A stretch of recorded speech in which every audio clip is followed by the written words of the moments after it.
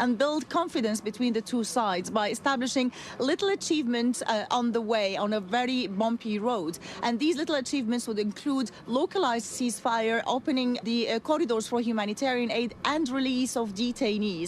People in Stourbridge wondering what their antiques may be worth can come down to a free valuation at the Ruskin Glass Centre today, hosted by the BBC's Antiques Roadshow expert Will Farmer.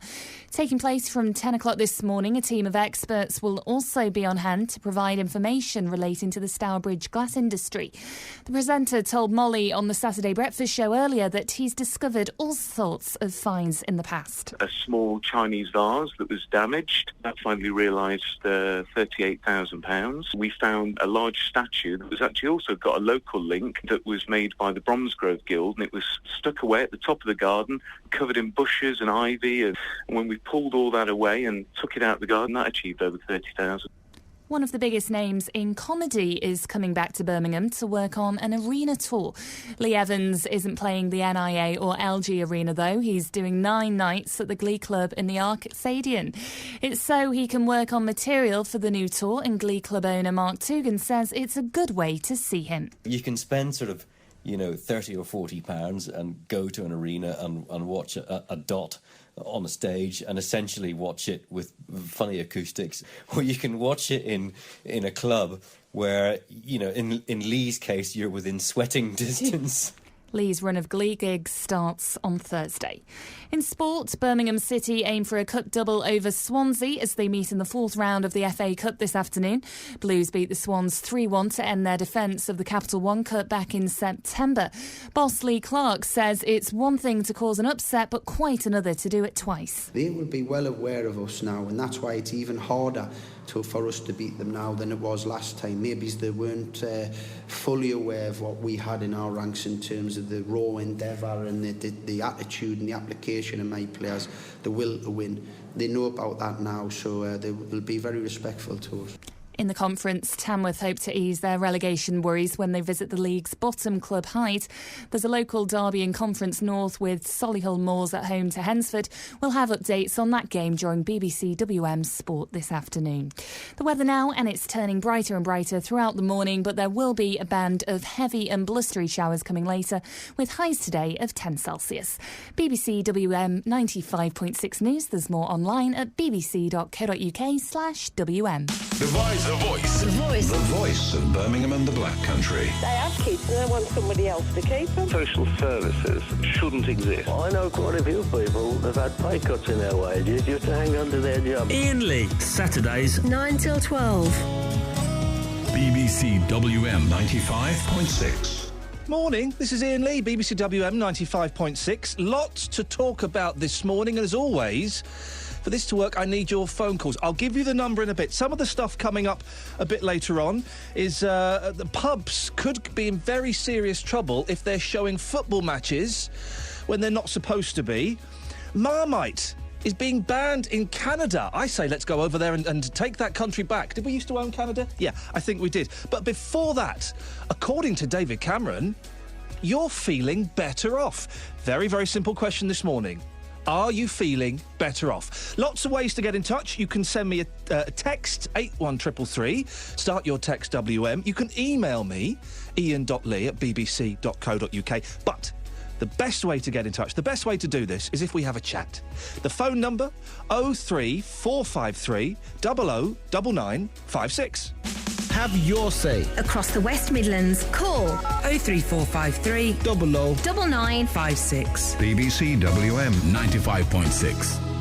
Now, I saw this in the week, and this kind of struck me. And this is one of those conversations that is just perfect to have on a phone-in radio show, because I know what my truth is, I know what the truth is of my friends, but I need to know what's happening for you.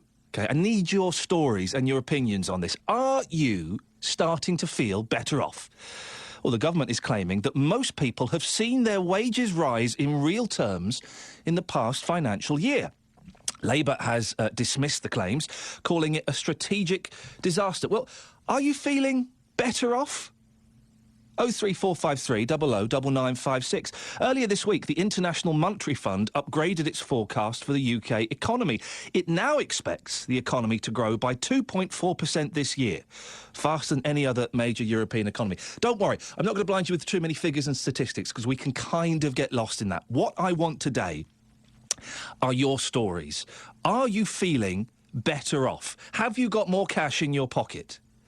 03453 00 9956. Well, earlier on, I spoke to Conservative MP for South Staffordshire, Gavin Williamson, and also Labour MP for Wolverhampton South East, Pat McFadden. I started by asking Pat what he thought about David Cameron's claims. Well, I think the government have been panicked into this by the concern over people's standard of living. And we could have a kind of technical argument about the figures that were used and so on. I think there were big holes in them. They didn't include a lot of tax and benefit changes. They didn't include self-employed people and so on. But I think rather than the technical argument, what I want to focus on is the credibility of the underlying argument. I think by saying to people, you're all better off, I fear what the government have done in trying to respond to concerns about this is simply shown how far away they are from how people feel about their own circumstances, their own household budgets, and their own standard of living. Because in my Wolverhampton South East constituency, I certainly don't have a queue of people coming up to me saying I feel much better off than last year or the year before. And that's because the truth is that people are not better off. Their household incomes are less than they were a few years ago, by what the Institute of Fiscal Studies says is the order of about £900, and they'll be going into the next election worse off than they were in 2010. Well, let's put that to Gavin Williamson. Gavin, as a Conservative, you and the government, you're out of touch with what people are really experiencing. I think what we're seeing a fantastic growth in jobs and massive falls in for those people who are unemployed. I think that's really positive. We're seeing so many people being taken out of tax for the first time with raising personal allowances, and we're seeing take-home pay rise. And that's something that I think is welcomed by everyone. But we all recognise it's incredibly tough. We've had one of the deepest recessions from 2008, and when they've looked back at the figures, it was actually much deeper than anyone realised. And it's taken us quite a number of years in order to be able to recover. And we all recognise it is incredibly tight on every single family. But the only way that we can see that real recovery is continuing to see the investment in fantastic projects such as Jaguar Land Rover, in their new engine facility in my constituency, and actually seeing quality jobs being created, quality opportunities for everyone, seeing the growth in our economy and seeing that come through to every family, and trying to make sure small things, which might sound small to sometimes politicians in Westminster, but have a real big impact to many households, such as council tax being frozen, which Gavin, we're is seeing this in places true? Such as South Staffordshire and Staffordshire. Is this true, Gavin? Once again. It says here, the Treasury said that on average, people saw their take-home pay rise by a third more than the rate of CPI inflation. Yes. So people will notice and will be aware of a difference in their pockets? People will see a gradual improvement people have already seen a gradual improvement in the economy. The hope is that people will feel better off, but it takes time. We've been through one of the most difficult periods of our economic history in decades. So for everyone to be feeling absolutely fantastic, it would be quite surprising. So it does take time. It takes time for the benefits of economic recovery to get through to every household. All but the 10%. I don't think the top denies that the action that we have taken in order to reduce the deficit, in order to get the economy back in order, are the right things to have done. I'm just scratching my head, Gavin, if I can interrupt for a second.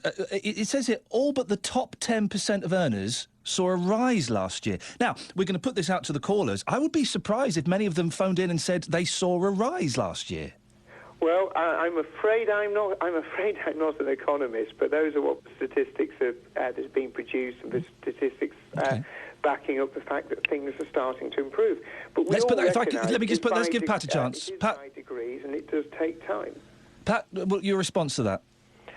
Well, on the figures, as I said, I think this is a very partial picture because it doesn't include a lot of the tax and benefit changes, the tax credits and other in-work benefit changes that make up the household income.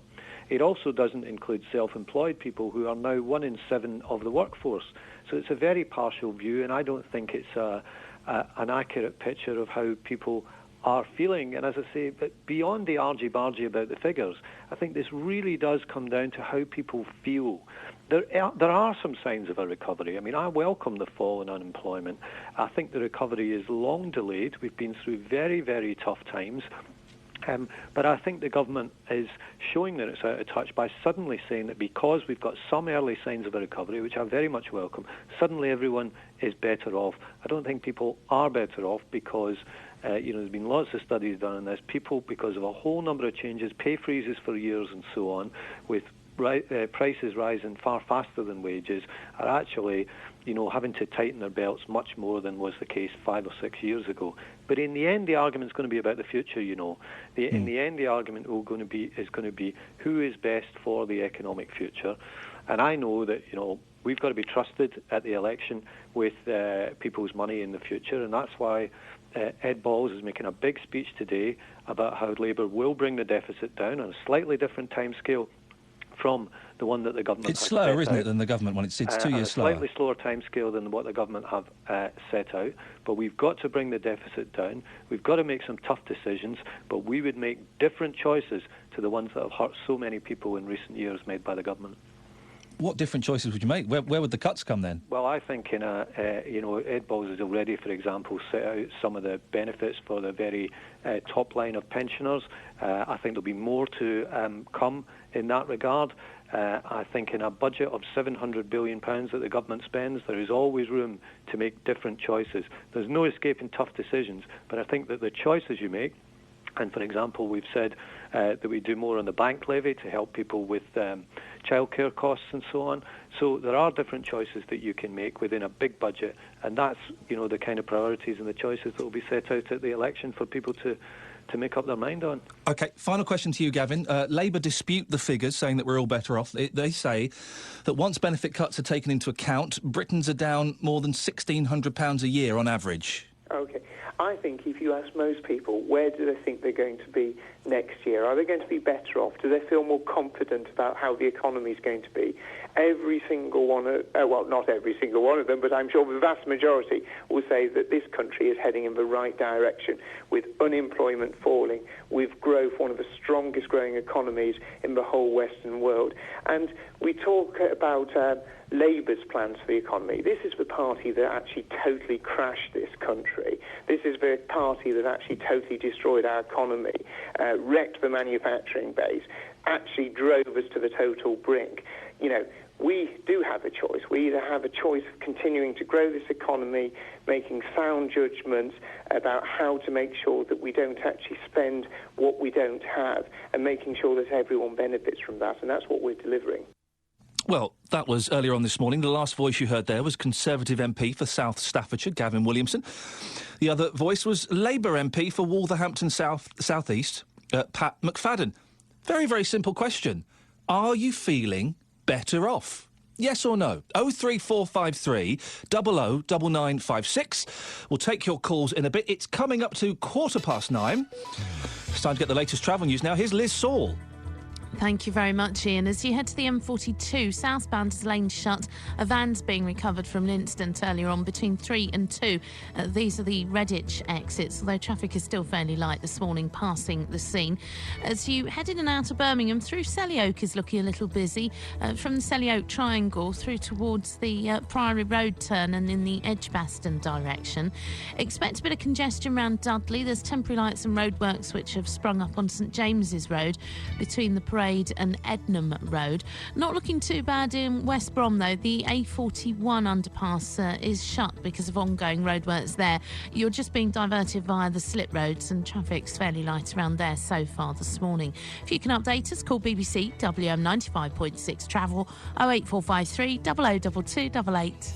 Pete Morgan at breakfast. What could you do with 231,000 quid? You could get a song and a half from Mariah Carey, a couple of Ferraris, about 105,000 bars of Cadbury chocolate. Get 502 season tickets for Wolves. 231,000 quid. That is how much it costs to raise a child in the West Midlands. The biggest costs are baby kit, babysitting, childcare and education account for well over half the total. Pete Morgan at breakfast. With your 2 boys, you could have, instead of those, you could have 4 Ferraris. Yeah, but then you'd have to wash them and you have to find somewhere to park. You're going to wash your kids? Boys, what are you saying? You just leave them. On BBC WM 95.6. Morning, this is Iain Lee, BBC WM 95.6, here every Saturday between 9 and 12. Cracking thing to talk about this morning because it's one of those universal things that everybody will have an opinion on, everybody will be experiencing. According to David Cameron, you are better off. I know. Well, maybe you are. 03453 009956. The Prime Minister insisted there were positive signs that take-home pay was starting to rise, leaving Britons with more money to spare. Gosh, really? Have you got more money to spare? I'll go through some of the figures and the stats in a bit. I'm not going to throw a load of numbers at you because it kind of highlights what's being said, but it doesn't add the colour. The colour's going to come from you this morning. 03453 009956. Malcolm's in Bournemouth. Morning, Malcolm. Sorry to keep you waiting so long. Hello, it's all right, Ian. Now, are you starting to feel better off? Well, listen, if Mr Cameron stopped me in the street and said, Malcolm, do you feel better off this morning? I would say, Mr Cameron, I am neither a banker nor a big boss. I am a poor pensioner and a working class pensioner and a person that, along with all the other workers that are on part-time work and minimum pays and all this, and I would say we certainly don't feel better off. And the only rise that we'll see this year is all the extra garden waste, which we can't afford to have taken away, piled up down the bottom of the garden. So, have you got a pension, Malcolm, or are you working? Eh? Are you working, or are you on a pension? I'm a pensioner. We're a pensioner. Very cleverly, David Cameron has excluded you from these statistics. That's right. These are only working people that are apparently better off. That's right, and I don't think half of them are find they'd be better off neither, because quite possibly most of them are on minimum wage. Well, not all of them. The ones that are on minimum wage and maybe 3 days a week and stuff like this, part-time work won't feel any better off whatsoever. Well, there's also this new phenomenon, isn't there, of the 0 hours contract, where you can have a job, but you might not be doing any work for a few weeks. That's it. That's what I'm on about. That sort of thing. You won't feel better off on that because they'll just pay you what hours you work and you won't get no. I mean, it's not as if they're going to pay you for not doing any work, which is what does happen in this country compared to some other countries I could talk about. If this isn't the case, Malcolm, if people aren't feeling better off, why do you think David Cameron has come out and said that? Because, like I've said on a lot of other shows, the Tory party doesn't understand what's going on with the ordinary people in the streets and the ordinary working class people. They just don't understand how we live, how we have to live. Why not? Because they live in a different world to us, because every time they go anywhere, they can just get out the checkbook or the card. Oh, yeah, how much is it? Yeah, and just pay without worrying about it. We have to think about it all the time. If we just go into the supermarket or to the shop to buy a pair of shoes for winter boots, we've got to think about whether we can afford to do that or not have anything to eat for another few days, so to speak. But are Labour any different?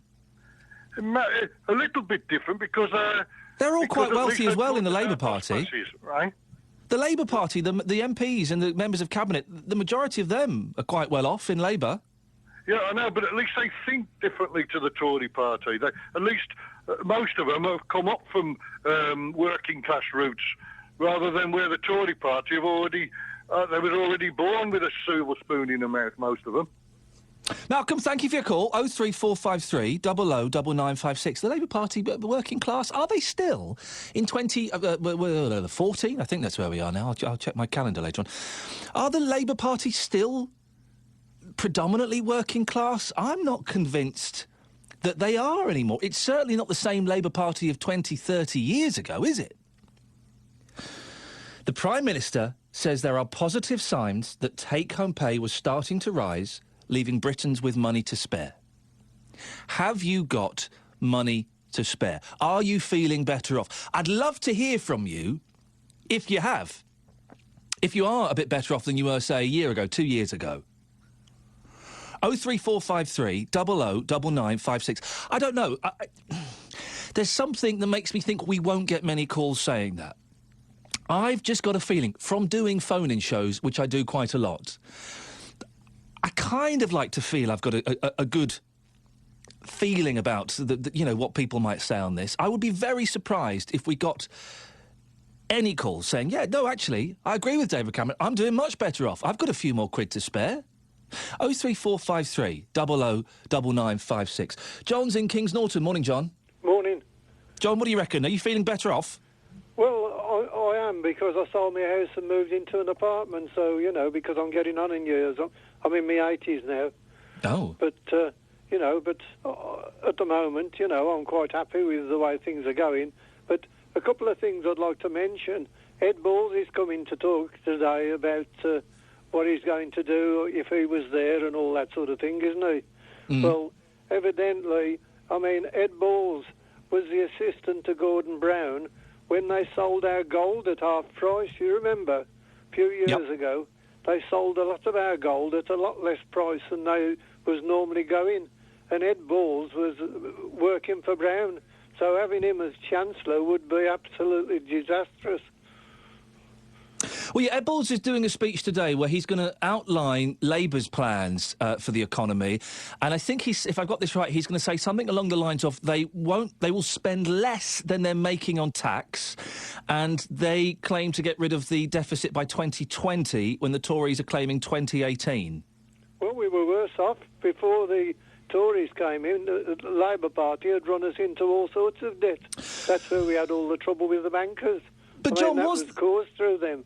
But John, was that caused through Labour? That was an international banking crisis, wasn't it? That happened all across the world. They were in power and they did nothing about it. Mm. And that was Ed Balls again, being the assistant. He's been involved with the Chancellor's place for quite a few years, and I don't think much of him at all. I think he's absolutely useless. But now listen, John, you're a pensioner, so you're supposed to be feeling the pinch more than anybody, but yet you're saying you're happy with what the Tories are doing. I've always been happy with what they're doing, yeah. Is your pension enough to survive on? I know you've made a few quid from selling your property and downsizing, but how much do you get a week pension, if you don't mind me asking? Well, I'd rather not say, but okay. Enough to live on. Yeah. John, Enough all right, thank you very much. Thank you very much indeed. 03453 00 9956. I guess that, and we can talk to anybody of any age, of course, always happy to. And John's got himself in a cracking position. If at the age of, what was he, 80? He's just downsized, sold his house and bought an apartment. Oh, John's quid's in. Good for you, John. That's the position we'd all like to be in when we get older, isn't it? But I guess this is specifically aimed at people who are working. That David Cameron is talking about working. He's talking about take-home pay and saying that it's starting to rise. Is it? We hear about cuts being made. We hear about people working less hours to keep their jobs. We hear about pensions being slashed. Are you starting to feel better off? 03453 00 9956. You can email me as well. iain.lee@bbc.co.uk. I spell Ian the proper way, the Scottish way. My grandfather was a jock, so it's iain.lee@bbc.co.uk. Jenny's in Tamworth. Morning, Jenny. Good morning, Ian. Have you got a few more quid in your pocket? Sorry? Have you got a few more quid in your pocket? No, I can manage, though. By careful management, I can manage. Me and my husband are both pensioners. My husband's over 80. And we can manage. But we have to be careful. We have to manage. But why I've rung you is to ask you why. That man, I think he was the one before last, insists every time he rings up, and it is every time he rings up, he gets round to the same old thing, that the Tory are wealthy and that the Labour have got next to nothing. He always compares... That was Malcolm in Bourneville, yes. Yeah, he rings up quite regular, and each time he rings up, and this time I've thrown my dummy out the pram because I am fed up of this man talking as though nobody in the Labour Party has got any money, and that they only care about the poor people. Well, I did pick him up on that, and I did suggest that the majority of the Labour Party are they are quite wealthy themselves. He then kind of changed what he was saying slightly to say that Labour was more that they predominantly came from working class roots. Are you disputing that, Jenny? I am disputing it because there are a lot. I mean, look at your Mr. Blair now. He may have come from working class roots. But look at his property portfolio. Do you mean every time he bought somewhere, did he think, oh, well, I'd be better off if I'd be more, I'd be a kinder man if I put this money in the pot to the poor people? No, of course he doesn't. He's there for himself to put money in his pocket. But, Jenny, being working class doesn't mean that you can't, and I'm going to say the phrase better yourself. That sounds a bit patronising, but I mean better yourself financially. You can still be a capitalist and be a working class. Oh, I agree there. But it's this particular man that continually rings up and talks as though the Conservatives have got everything and Labour have got nothing, and Labour and Conservatives don't do anything for anybody. You know, I'm not 100% happy with Mr Cameron at the moment because he's not doing anything about immigration, he's not doing anything about a lot of things. But I prefer him to the other party. And yes, I can manage.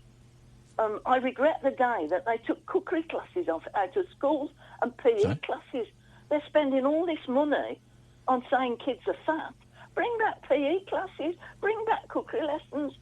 You see a mother go into McDonald's and spend a fortune on a dinner for the kids when they could go in the butcher's and buy steak and onions and all that. Oh, listen, I agree with you, Jenny, on the cookery classes. Nice to have a little bit of home ec. Have I missed something? When did they get rid of PE? They still do PE, don't they, in schools? But not religiously, like they used to. Not religiously. Oh, you've left me scratching my head. Jenny, thank you very much. No, that's all right, don't worry. Can we go off on a slight tangent here? I need to speak to a parent. I've got boys, they're 4 and 2. 4 and 2 last week. Oh, man, what a week that was. Anyway, I thought the PE and games were still on the old school timetable, aren't they? Have they got rid of them completely? No. I used to hate games. What was it? I mean, PE, what was the difference between PE and games? One was 45 minutes, one was an hour and a half. 03453 009956. That's one of the things I do on this show. I do apologise. We kind of got little avenues and tangents. Have they got rid of PE at school? I can't believe that. Home economics, cookery, whatever it was when you did it. I mean... Yeah, it was a dossy lesson, wasn't it? I don't think I really learned... I'll tell you one of the things. My home ec teacher, they had a home ec classroom that was basically about 20 ovens, and on a cold winter's morning, we'd go up there, she'd have all the ovens open, and the gas turned on, lit, not just... It wasn't gassing the place, but to heat the room up. She was heating this massive room up with 20 ovens. That's insane behaviour. 03453 009956. Have they got rid of PE in school? No. I cannot believe that's true. On the subject of feeling better off, though, Andy's on the line. Morning, Andy. Good morning, mate. Hi. Are you feeling better off, Andy? I find the whole thing extraordinary. Absolutely not better off. And I speak as somebody who's involved on a regular basis with politicians in education and the wider social picture. I'll be very clear. I represent a trade union. It's a teachers' trade union, by the way, and I'd like to reassure you that some of the rubbish you hear about whether there is or isn't PE in schools is part of what I'm now trying to say. I'm horrified by the way in which facts are being treated by this government, both on this appalling attack on ordinary people who are suffering in the West Midlands, particularly those who are in the bottom layers, as they like to call them, those who are the vulnerable, those who are the low-paid, to tell them that everything is all right, everything's got back on track thanks to us. Match that with what they're saying about education, where they're portraying a destroyed and divisive system that has been created by this government as success, and you actually hear people on your programme and elsewhere clearly believing it, I am telling you, I sat in a meeting yesterday with people who operate with the politicians in my area, Warwickshire's area I represent, and we were laughing very hollowly at the fact that everything we discuss about the provision, about the quality of life for some of the young people in Warwickshire, about what is going on, absolutely denies what this government is doing. And what we should beware here is that there is a programme, a clear, planned programme of lies and deceit and disingenuous use of statistics by a group of people who know that in 15 months' time they will be battling an election to make people feel that it's all been worthwhile, that we've all been in it together and now it's the good times, is an horrendous attack on the good sense of the people of this country. And today, I'm off to Wolverhampton today to the People's Assembly, who are meeting to discuss how to oppose the ongoing austerity. I'm shocked to hear that this debate about whether we're better off is really being taken seriously. Go and have a look in the streets, mate. Andy, let me put this to you. Some of the information that we've got. The Treasury said that, on average, people saw their take-home pay rise by a third more than the rate of CPI inflation. The Treasury suggested all but the top 10% of earners, saw a rise last year once cuts to tax and national insurance were taken into account. OK. A lot of people had a really great... Well, a lot of people, for instance, enjoyed the sunshine, right? The Treasury are just using a number of figures. It may be true. I believe there is some truth in the fact that some people can say that what they're being paid today is £1 or £2, I think I heard, more than what they were being paid 5 years ago. OK, and then you can say, oh, gosh, yes, that's definitely up. I know, let's announce that as everything's up. Well, I'm telling you this, here's the challenge. We're hearing this obnoxious argument, everything is all right, let's feel good. If that's the case, why are people like me having to battle at local authority level with appalling cuts that are part of their strategy, they say, to bring about this good feeling? If everything is all right, I want to hear this government say, yes, we were all in it together. It's not just the Range Rover buying and Jaguar bunch who are actually benefiting, and it's not just the middle group who are benefiting. Now it's time for us to say our policies on austerity went too far. We've got here faster than we thought we had, so now we're going to go back to the local authorities and say, hold on with your policy of cuts. Let's actually look at this again. Let's share the benefits of the success of this wonderful administration. This administration are lying, Ian, and people need to understand that.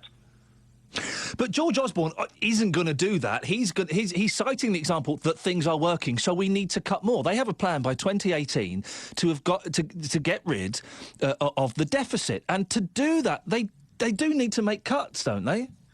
George Osborne doesn't need to be friendly to a whole section of community. He doesn't need to worry about the voting base that comes out of the areas of the people that we work with in education or in social care or in health.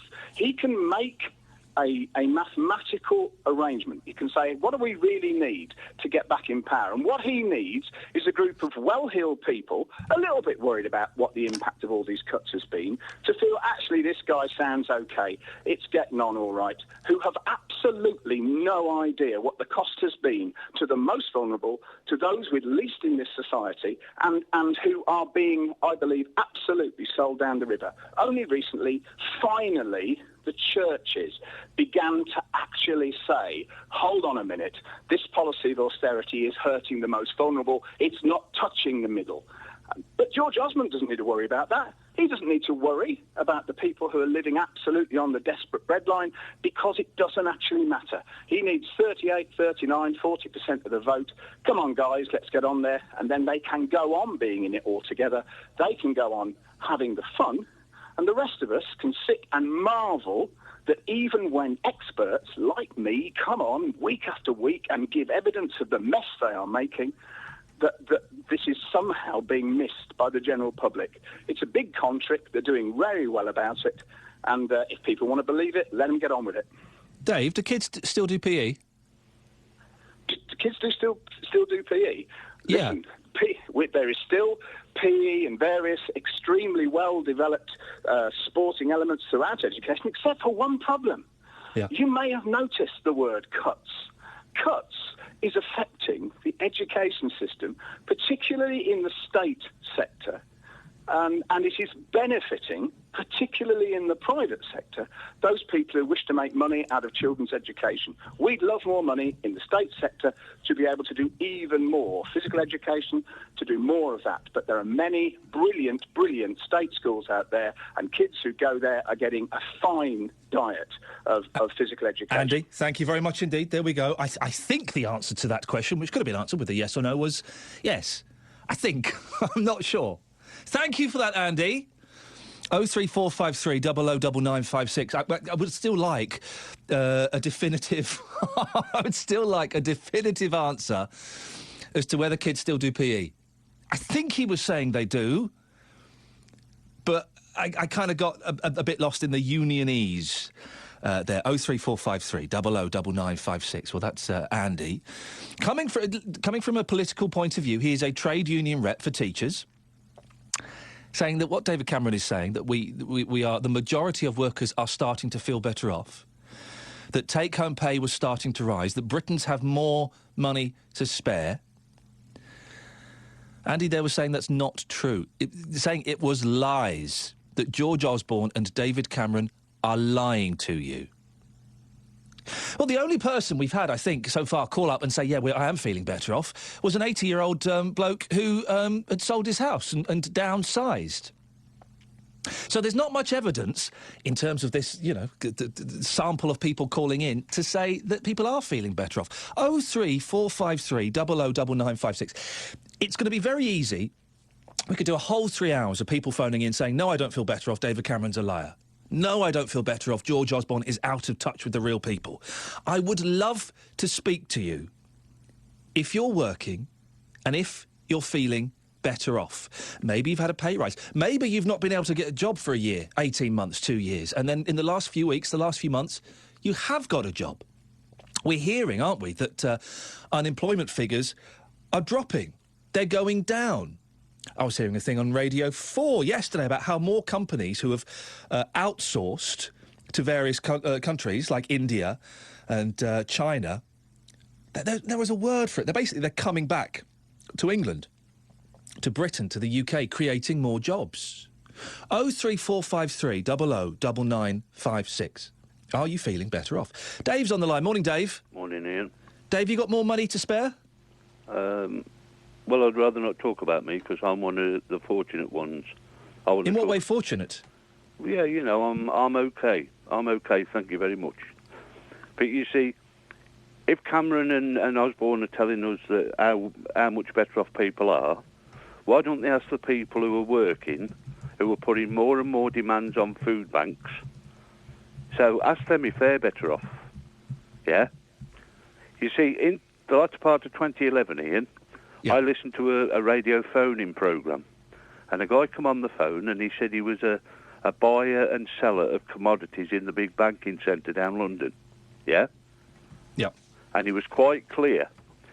When Osborne and Cameron and the cronies said they were going to sort the banks out, this guy said quite openly and categorically that if and when Cameron and Osborne come out and said, what they're doing with the banks, to put them straight, he said that privately Osborne and Cameron had come to an agreement with the bankers that they won't touch the bankers, and in return the bankers will make large donations to the Tory party. And every word that guy said has come true. Yeah? You see, just before the last election, now this, to me, this typifies a Tory supporter. Just before the last election, there were a group of us talking generally about what we hoped and what we expected and what we, in the last election. Yeah. And this OAP piped up and he was calling the Labour Party for every dirty name he could put his tongue to.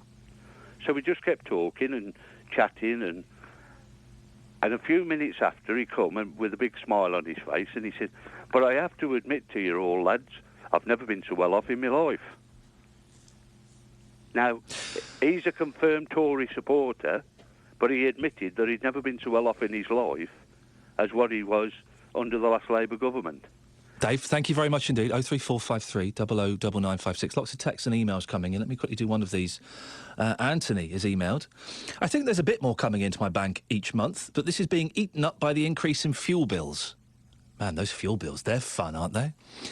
Joined now by Lord Digby Jones of Birmingham. He's a former Trade and Industry Minister and now a crossbench peer. Good morning, Lord Digby. Good morning. What do you make of David Cameron's comments? We're all feeling, the majority of us are starting to feel better off. I think there's a difference between feeling and being.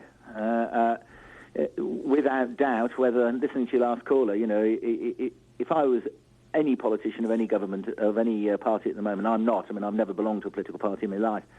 I'm the only minister the country's ever had that didn't belong to a political party when he did the job. But, you know, if Ed Miliband was your Prime Minister, if David Cameron, as Nick Clegg was, they would all have to do the same thing. There is no other way of sorting this out. And there are various competing things which are reality, not what we want, certainly not what any of us want, but are the reality. First up, you know, yes, the energy companies, I believe, have been very poor in understanding the issue, but a lot of the money that we pay every quarter is because the nation decided to go green. And you can't have it both ways. It's perfectly all right to go green, there's nothing wrong with it, but someone's got to pay for it. Similarly, you know, you drop your income tax from 50 to 45p in the pound for the richer people. It is actually, at 50p, the gap doesn't raise you any more money for the nation at all, because people who've got more money can afford to use it in ways that can avoid the tax. Not be illegal, just avoid it. It's much better if you can actually get those people employing more people. And then, of course, third up, it is true, and it's good to see, that we are getting so many more lower-paid people out of tax altogether. And, by the way, Labour would do this, Tories do it, Liberals do it. It's not a party political point. Just get people on the minimum wage paying no tax at all. Get people who are sort of really worried every month about whether they can make ends meet. Take them out of tax. And that is, but you've got to do it by generating more wealth. You've got to do that by generating more employment. Now, what leads you to more employment in a Western country, and it's the same if it's Germany or France or America, Britain, whatever, is you've got to have a skill. Because all the stuff that doesn't need skilled people is all being done by China, India, Malaysia, Thailand, and Brazil, and the rest of them. Because we live in a different world. And if you've got people coming out of school who can't read, write, and count, and you've got people in low-skilled work, they will get low pay. And there's nothing you can do about it, because you can't afford to do the jobs in Britain, these low-skilled jobs in Britain, if you actually haven't got a skill, because it'll go elsewhere. So you can only pay them low wages. Now, is it better to have low wages or no wages? Is it right that anybody who gets benefits over the average wage in Britain doesn't get them? You know, Ed Miliband and Ed Balls went bonkers about that, saying, "Oh no, we can't have people having their benefits cut down to the average wage in Britain." But actually, it turned out to be quite a popular move with everybody in work. Oh, what a surprise! There are some real realities of this, which, you know, whoever was in power would have to face this, and it's not. We've got to grow up as a country and understand we are where we are. The Prime Minister has said that take-home pay was starting to rise, leaving Britons with more money to spare. Do we need to wait a little bit longer, maybe another year, 2 years, before we really start to notice that? Yeah, I think you're right. I think, actually, you're probably the only thing you're wrong there is it'll be shorter than that. I think it'll be shorter than a year or 2 years, probably 6 months to a year. And at this moment, statistically and factually, people are better off. But, of course, they're better off because of the tax breaks. They're not better off because of wages going up. And, therefore, the feeling of being better off is not there yet. And, to be fair, if you're on a 0 hours contract or you are actually living on low wages in South East England, you do not think you're better off at all. You're probably not. Lord Digby Jones of Birmingham, thank you very much indeed. 03453 009956 is the phone number. It's 9:45. Well, the first 45 minutes have flown past. More of your calls after the travel with Liz Saul. Thank you very much, Ian. As you head to Penkridge, we're getting word that Rowley Hill Drive is subject to a little bit of a problem. A vehicle has overturned near to Beacon Hill Studio at Congreve. It's not causing any particular traffic problems, but obviously if you're likely to go around Beacon Hill, just be a bit careful along there. Police are at the scene. St James's Road, a little bit busy because of some temporary lights while roadworks are going on. This is in the Dudley area between the Parade and Ednam Road. Better news on the M42 going south. That van's been recovered now between junctions 3 and 2, the Redditch exits, and it's picked up on the A38 as you head into Birmingham through Selly Oak. If you can update us, call BBC WM95.6 Travel 08453 002288. Adrian Goldberg. Have you been shocked by Benefit Street? Benefit Street is not a true representation of folks. It just shows you how this government is out of touch with the ordinary person in the street. Mornings with Adrian Goldberg. This Monday, I talk exclusively to White D from Benefit Street, appearing live on BBC WM and taking your calls. The West Midlands' biggest phone-in. Adrian Goldberg. Monday to Friday. 9 till 12. On BBC WM 95.6. Are you starting to feel better off? The government is claiming that most people have seen their wages rise in real terms in the past financial year. We've had an email from one fella who says, well, actually, I've probably made more money, but I've got less in my bank because of the energy prices. Another one, look, Michael, with energy prices escalating by the hour, I don't think so. History shows that the Labour Party, either nationally or locally, spends their way out of problems. This was last shown quite clearly by the last Labour government. Let's do a couple of texts, 81333. Start your text WM. Jay in Dudley says, I don't think some people will ever be better off because you will always get people who want what they can't afford. That's why there's so much debt. Just look at the greed during the riots. I'm not quite sure how you tie the riots together. But yes, I was brought up very firmly under the belief, if you can't afford it, don't buy it. Never buy anything on the Never Never. Do they still call it the Never Never? Do they still call it HP? If you can't afford it, don't buy... I don't have a credit card anymore. Oh, I got in terrible trouble with a credit card about 10 years ago. I cut that bad boy up. Won't see me with a credit card now. That is part of the problem, I think, that people want. I want. Can you afford it? Well, no, but they're offering such good terms. Or if I put it on my credit card and pay 50 quid a month... It's a dangerous game. Let me do one more text, then we'll go to Ranjit. Nikki from Sedgley says, what a load of rubbish. Yes, we've had the tax threshold moved. That makes it sound like we should be better off, but we used to have the child tax credit until a couple of years ago when they lowered the threshold for the second time without publicising it. I work in the public sector and had a rise of about 20 pence a week. But we now have to contribute more to our pensions, so take-home pay is less, plus every essential outgoing expense has increased. Food, petrol, etc. Let's go to Ranjit. Morning, Ranjit. Morning, mate. You all right? I'm good, thank you. Are you feeling better off? No, not really, no. I'm a retailer, and I deal with the general public 6 days a week, right? And I've got a big spectrum of type of people I deal with. And most of them are not feeling good, to say the least. So you're getting to talk to people. You're getting to talk to real people every single day. Every single day, right? I'm a retailer. I speak to school kids, adults, unemployed people, working people, doctors, bus drivers. A majority of them aren't feeling better off. You know, the fella that said to you he's feeling better off because he's downsized his house and he's got money in the bank. Well, when I was a child, I was brought up to think that you work hard, you have children. Generally, I'm not trying to, say everybody should do the same. You educate them and you leave the world in a better place, or you leave them your house or whatever. So if he says he's worked hard all his life and now he's downsized his house, he sold the crown jewels and he's living off those, what's he leaving for his next generation? He's not better off. He's just downsized. And the thing is, well, hang on, no, he's cashed in his chips, hasn't he? He's got a big investment in the house. I won't cash in my chips. I will educate my children and I will leave something for my children. So this government now he's saying you're going to cash in your chips to pay for your health care when you're older, but you've paid national insurance all your life. Now, isn't it interesting you say that, Ranjit? I have personal experience with this. My mum has got MS. She's 63. Yeah. She's had to move into a care home.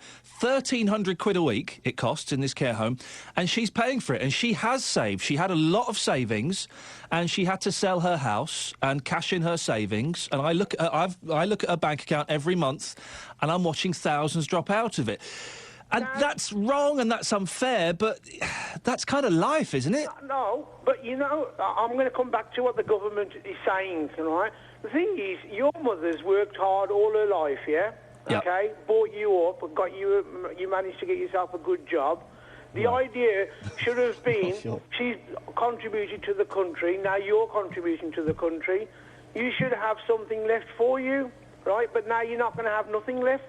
I know what you're saying, and on a personal level, I'm not bothered about her having no inheritance, but I do think that she's getting the same treatment as someone who hadn't saved all their lives. You know, she might as well have just spent that when she was in her 40s or 50s. Yeah, right. Now, what happened in the 1997 election, and prior to that, Alistair Campbell invented something called spin.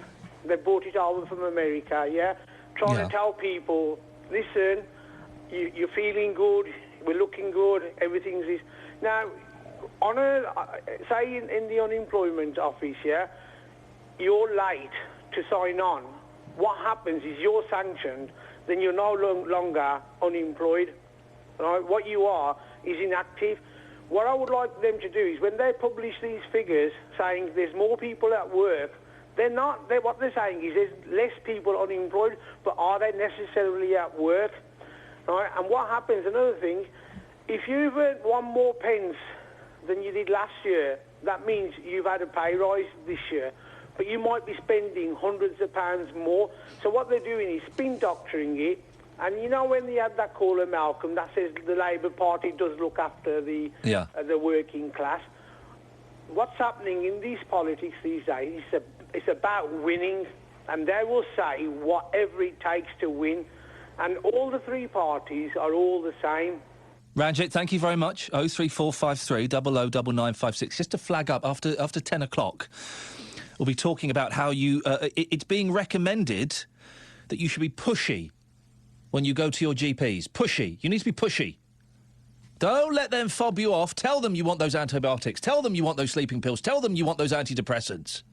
Love to get your stories on that. 03453 009956. That's after 10. But we're carrying on talking about, do you feel better off? Are you feeling better off? Let's ask Pauline in Smethwick. Pauline, are you feeling better off?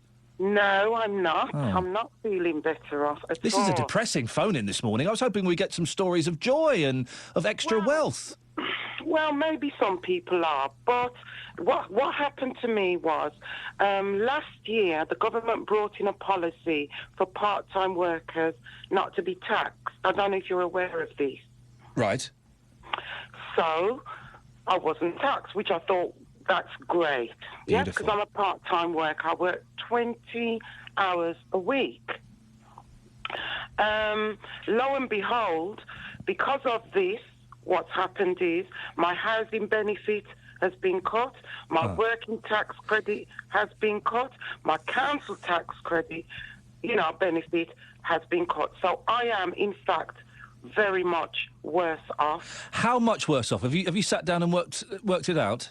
Well, I haven't sat down and worked it out, but what I do know is I used to pay, say, £56 a week rent. My rent is £102 a week. I live in Smethwick, not in the suburbs at all. It's the 3-bedroom house, right? But you're working? Sorry? You're working?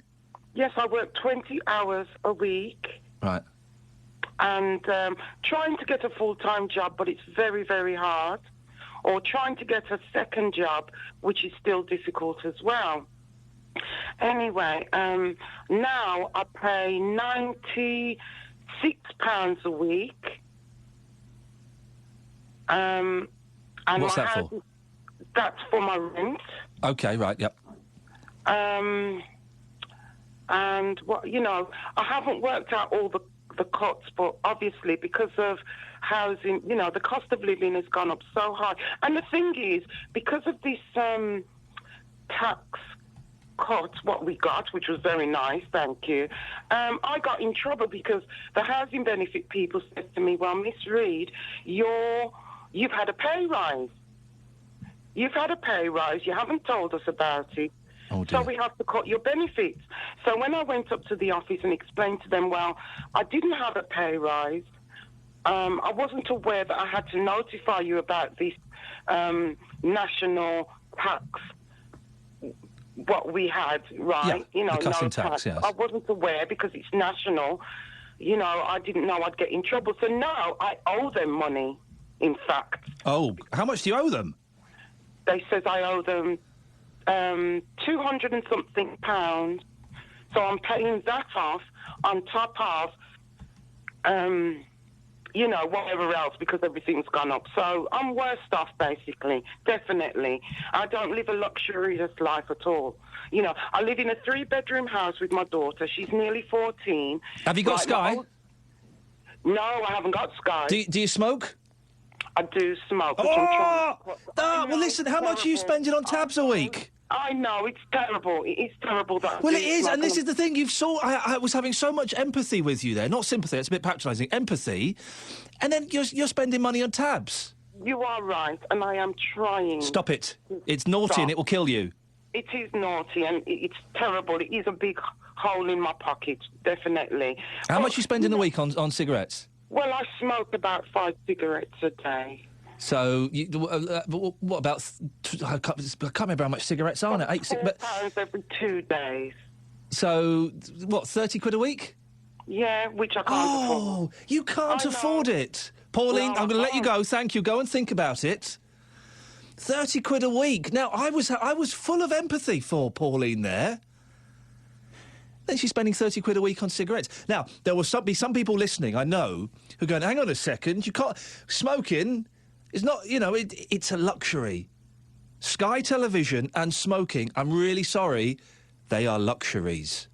And if I had a kid and was struggling each week, I'd stop smoking. I'd get rid of the Sky. Now, she doesn't have Sky, so she's one up there. But I'd stop smoking. It's hard. It's really, really hard. But I'd make a good effort for my kid. Have a go, Pauline. 03453 009956. Marlene's in Wolverhampton. Morning, Marlene. Good morning. You've got a minute, Marlene. What would you like to say? I'd like to say I'm no better off. I'm a public sector worker. However, my husband's better off because he's not a public sector worker.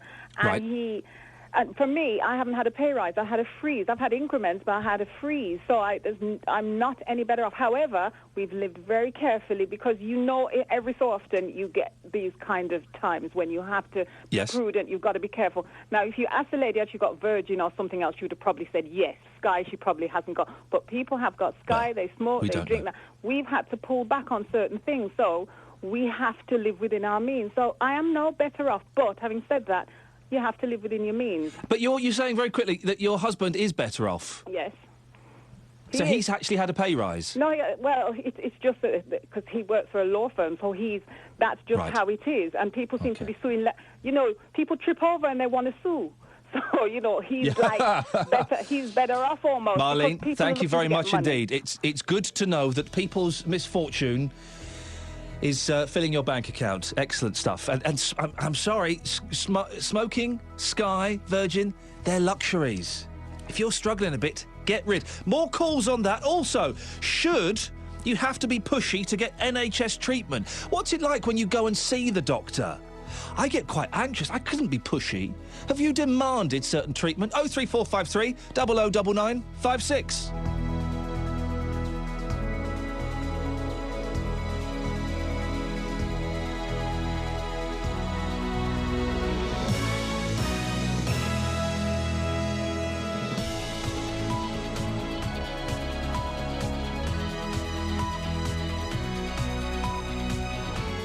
The voice of Birmingham and the Black Country. BBC WM 95.6. This is Iain Lee, BBC WM 95.6. It's 10 o'clock. Let's get the news now with Olivia Morley. Good morning. The Syrian government and the main opposition group trying to oust President Assad have begun their first face-to-face meeting at peace talks in Geneva this morning, although they won't be talking directly to each other. The sessions are expected to focus on providing humanitarian aid. As he went into the talks, Syria's UN ambassador Bashar Jafari said he was hoping for progress. The common ground should be that we should talk about everything, without any selectivity. And no preconditions, of course, and no hidden agendas. We should all have one agenda: how to serve the interests of the Syrian people, how to rebuild our country. Patients are being advised to get more pushy to make sure they get the right treatment. The head of NICE, the body that approves medicines, says people need to adopt a more American attitude to their health by being less deferential towards GPs. Police have launched an investigation after a 10-year-old girl was approached by a man who asked her to get into his car in Dorridge. It happened yesterday morning when the child was on her way to school in Slater Road. She immediately ran off and alerted school staff. Following the incident, West Midlands Police are urging parents and teachers to drive home the stranger danger message. At the time of year when the first credit card or loan payments are due, Unison's warning people will still be paying off Christmas debt next November. Its thought calls to debt advised charities in the West Midlands are rising due to this. The charity Step Change says they've spoken to people who are still paying off Christmas debt from 3 years ago.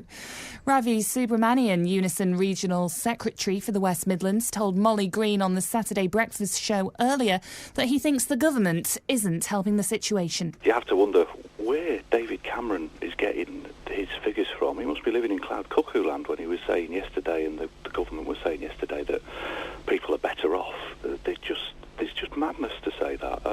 No, there are very, very few people who must be feeling better off. Two men from the North East are coming to St Andrews this afternoon. Birmingham versus Swansea will be their 14th FA Cup match of the run. Andy Fiori and Mark Tierney started by watching West Auckland Town win in August and have followed the winner of every game since. They've written a blog on their experiences and are recording Cup Runnings podcasts. Mark told BBC WM it's not all been fun though. We've put in countless miles now, including a travel to Crawley for a game against Bristol Rovers, which was called off after 75 minutes, which travelling from North East was an absolute pain. Bristol Rovers won the rearranged tie, and we ended up at Birmingham for the midweek match. Now we've got a Saturday afternoon game at home to Swansea. There'll be full match commentary from St Andrews at 3 o'clock, with our build-up starting at midday with Daz Hell's early kick-off. Meanwhile, Wolves resume their League One promotion challenge with a home game against Bristol City. Kenny Jackett's team are third in the table, 5 points outside the automatic promotion places. Today's visitors are in danger of a second successive relegation after going down with Wolves last season. Jackett says he didn't expect City to struggle so badly again. I have been surprised that Bristol City have had their troubles this year because of the genuine size of the club and the fact that they generally do get going quite well in League One whenever they're in here. But it shows you how difficult it is, and they're battling at the wrong end of the table now and fighting hard to try to preserve their status for next year. On to the weather now, and it's turning brighter as we get further into the morning, but there will be a band of heavy and blustery showers coming later, with highs today of 10 degrees Celsius. BBC WM 95.6 News. There's more online at bbc.co.uk/WM. The Voice. The Voice. The Voice. The Voice of Birmingham and the Black Country. They have kids and they want somebody else to keep them. Social services shouldn't exist. I know quite a few people that have had pay cuts in their wages just to hang on to their job. Iain Lee, Saturdays 9 till 12. BBC WM 95.6. Thank you, Olivia. Morning. I'm starting to warm up now. I'm warming up. The first hour was good. The second hour is going to be even better. We can carry on talking about are you starting to feel better off? David Cameron says that we've all got a few more quid in our pocket. Really? Not many people backing that up. Oh, you can give us a call, 03453 009956. But also in this hour, should you have to be pushy to get decent NHS treatment? Apparently we need to be more like the Americans. Really? That makes me slightly resentful. And we need to be less deferential when we're talking to our doctors. What do you think? Lots of ways to get in touch. 81333 is the text number. Start your text WM. You can email me, iain.lle@bbc.co.uk. Or the best way for this show to work is for you to give me a call and to have a conversation. And possibly an argument, I think I'm about to get next. 03453 009956. Have your say. Across the West Midlands, call 03453 009956. BBC WM 95.6. Now, before the news, we were talking about people feeling better off. And I spoke to one lady who says that, yes, she was on a low income and she was paying less tax as a result of changes the government have made, but she was spending more money on her housing benefit had been cut and other things like that had been cut. I then asked her a couple of questions. Did she have Sky? No. Did she smoke? Yes.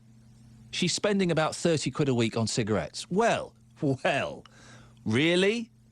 If you're struggling, I think she was a single parent, apologies if she wasn't, but she had a young kid. Single or otherwise, it makes no difference. If you're struggling, stop smoking. I know hey, listen, I was a smoker. I'm 9 years clean next month. Fantastic. It's really, really, really hard. Really hard. If you're struggling for money, 30 quid a week is a lot. And also, I said that Sky TV was a luxury. Well, Chris in Handsworth disagrees. Morning, Chris. Morning. I don't drink. I don't smoke. I've got a car, but I can only afford to go out now when I need to. Basically, I got my Sky, which, when I was working, which I worked at one company for 21 years, that's what I bought and got up and running. And that's where some people have a fix of cigarettes or having a smoke, having a drink rather. I have the Sky. That's my entertainment. Now, I don't class that as a luxury, and all it costs me is I've worked it out about £12 a week. So you've got quite a big package then. That's 48 quid a month. Yeah, but you got the sports as well. Yeah, but that's why I've got it for the sport. It's a luxury, though, isn't it? No, not really. So you need to have Sky Sports 1, 2 and 3, do you? Yeah, what about... You need Sky Sports 1, 2 and 3, do you? Well, mainly one. OK, so you need Sky Sports 1. You need it. You couldn't live without it. No. Then it's a luxury. Can I finish what I was going to say? Go on. What about all these people who are supposed to be on the breadline, got nothing, but they've got all these new expensive mobile phones with the internet connections and this, that and the other, and they pay X amount every month to keep them running.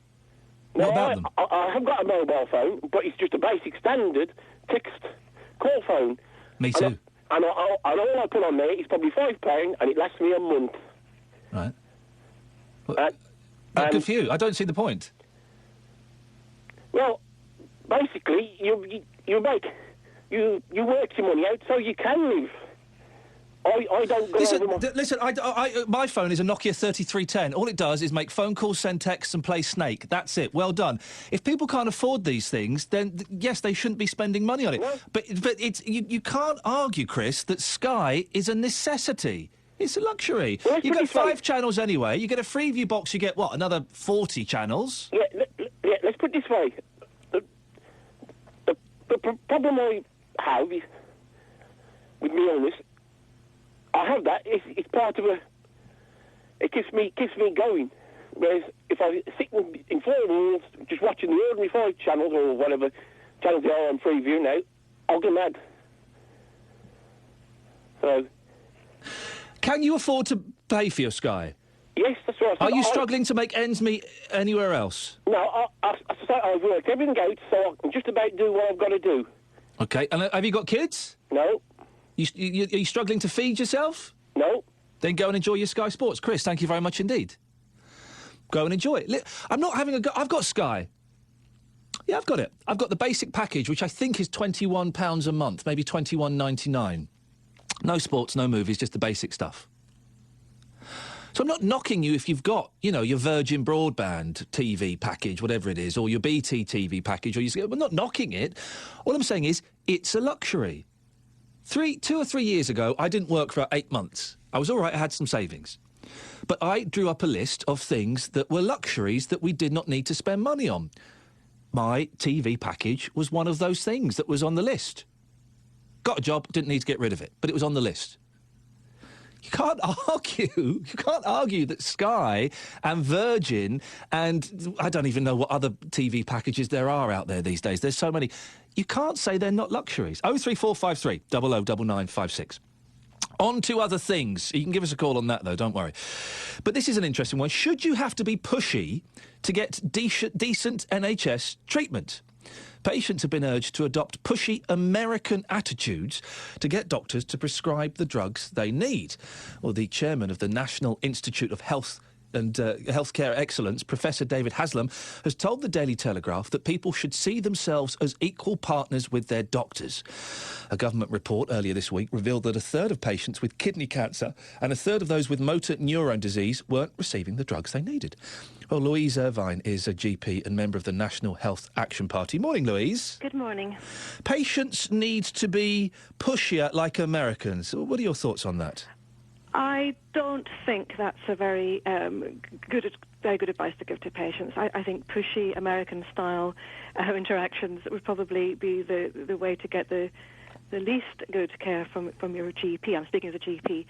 But I do agree with the idea that patients are experts in their own right. The patients are experts in their illness, how it affects them, how they want to be treated. And doctors are also experts in diagnosis and in therapeutics and, you know, and how to treat conditions. And I think what we've been teaching, I teach trainee GPs, is this concept of the consultation being a meeting between experts. It's a dialogue where the patient presents their thoughts, their views, their needs, and the doctor presents their thoughts as well. And what emerges is something which you both agree. So pushiness doesn't come into it. I think there has to be time and space for the conversation between the doctor and the patient. So that we do quite often. We do often with doctors. I know I do, and I've seen it in others. We kind of treat them with deference, and we are very. Thank you very much. Yes, I'll take that. Thank you. Instead of saying, no, actually, what I'd like is this, this, and this. Well, I think that a well-informed patients who are well-informed about their conditions, especially people with long-term conditions like diabetes, are much better. There's evidence that means that the care is better and that the way they manage their illnesses is better. They also can make lifestyle changes that improve their health. So well-informed patients who expect to be treated properly is a good thing. However, sometimes pushiness can be where patients actually are demanding something which is not in their interest. And a good example is antibiotics for colds and for minor sore throats. Now, if GPs just gave in to that every time a pushy patient demanded an antibiotic, well, first of all, we would be over-prescribing them, and they would be dangerous, and we would be leading to even greater drug resistance. So sometimes it is necessary for the doctor to say no, but to explain why, so the patient understands as well. On the other hand, there are times when the patient says, I really, want to do something about, say, high cholesterol. Some patients want a medication for that. Some would actually rather make lifestyle changes, and really the last thing they want is medication. Similar with depression, some people would like to take antidepressants, some people want counselling, and some people want both, and some want neither. And that discussion with the doctor is a way to actually work out what's the best treatment. But the doctor's the expert, isn't he or she? If the doctor says, I recommend you take these pills, and the patient's saying, no, I want these other pills, it's ultimately the doctor's decision, isn't it? What power does the patient have? Well, not really. For example, if say somebody has high blood pressure, and I would say I'd recommend treatment with certain medication, and they say, well, actually, I don't want to take medication for this because I hate taking pills. If I explain to them what the risks and benefits are of taking pills for high blood pressure, it's then up to the patient to decide if they want to carry on with that, to do that. It's their choice. Similarly, if a patient says, I don't want those because they gave me dreadful side effects last time, they made my ankles swell up and I got headaches, is there something else? Then, of course, I would say, yes, let's look and see what else there is. I wouldn't say, no, keep on taking those pills that are making you feel sick. That would be ridiculous. And I don't think the vast majority of GPs do that. There isn't actually any evidence that GPs are refusing patients necessary medication. Louise, one final question, because we are running out of time. This is fascinating. Do you think that Google and the internet has a lot to answer for, because we can all look up our symptoms now and go, oh, my goodness, I've got this, I've got this, I've got this. This is exactly what I need. And quite often, I imagine, patients go in with a big printed-off sheet from the internet saying, I want this drug, and then I want this, and I want this course of cognitive therapy. Is the internet a problem? Well, it's a mixed blessing. I think people are getting more information from the internet, which is very good, but it's that you have to find a reliable source. I mean, there's some internet sites that anything you type in, if you've got a runny nose, they'll tell you you've got cancer. You know, Yes. These are ridiculous. But there are reliable sites like patient.co.uk where, you know, and I think an informed patient is a very helpful contribution to the consultation as a patient's well informed, but you have to choose your sources, I would say. Louise, I appreciate your time. Louise Irvine, GP, member of the National Health Action Party. Right, it's 10:15. Let's get the latest travel news now. Here's Liz Saul. Thank you very much, Ian. As you head to Penkridge, you'll find that the vehicle is overturned on Rally Hill Drive at Beacon Hill. Now, it shouldn't cause you too much of a traffic problem, but obviously just be mindful of that if you are going in that direction. Not looking too bad as you head through the Birmingham exits on the M6. The roadworks continue between junctions 5 and 8, and also between 10A and 13. That's likely to cause you a little bit of disruption. Walsall fans this afternoon are heading off to Notts County. That's going to take you about 1.5 hours. The M6, M42, A42, A453, the suggested routes that you might use are all looking pretty good so far. So you should have a clear run across to the East Midlands. If you can update us, call BBC WM 95.6 Travel 08453 002288. BBC WM. I think being a weather person is so difficult. Here's my impression. So today there's going to be rain, 10 degrees Celsius, yes, above average at this time of year. This is my impression. And looking at Birmingham and the Black Country, quite deep snow up to our ankles. And kids, you're going to be off school. Back to you in the studio, Bob. Bad weather can mean traffic problems and school closures. Trust BBC WM 95.6 to keep Birmingham and the Black Country up to date. On radio or online at bbc.co.uk/WM. So eat your heart out, Shafali. I was just telling the team here at BBC WM 95.6, my wife was out working last night. The kids were staying with their grandparents, so I had the house to myself. It's a rarity, a luxury. I'm thinking, what can I eat? What can I eat? I went to the local chippy. Big bag of chip shop chips and a pickled egg. I've not done that for years. And I'm feeling... I'll be honest, I'm feeling fat this morning, but it was worth it. Oh, salt and vinegar. Oh, yes, please, sir. You whack it all over. You whack it all over. Wonderful stuff. Lots to talk about this morning. We'll go back to asking, do you feel better off? And is Sky and BT and Virgin, all these TV things, smoking, are they luxuries? Of course they are. 03453 009956. But I want to ask you about being pushy to get decent NHS treatment. I've had cause... my mum's not very well at the moment, so we've had cause to see lots of different doctors and surgeons and all these kind of things.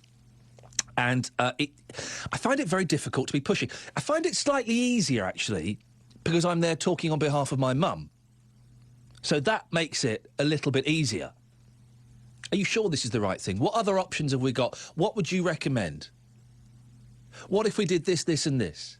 I've been doing that quite a bit. I've even gone in, get this, with a notepad and pen. I've been taking notes in the doctors. And I think it's easier to do because it's my mum. OK, and I'm very protective of her, and so I want to make sure that we're getting all of the information. I might still be getting it wrong, I don't know. When I've gone into the doctors, for me, it's been a very kind of doffing my cap. Yes, sir, no, sir. It's a woman doctor, actually. Yes, ma'am, no, ma'am. Whatever you say, ma'am. Thank you, ma'am. I've always struggled to kind of stick up for myself in the doctors. A friend of mine had a massive Barney in the doctors because he had this terrible ear infection and he didn't think he was getting the proper treatment. It turns out, ultimately, he wasn't getting the proper treatment and he was kind of right to stick up for himself.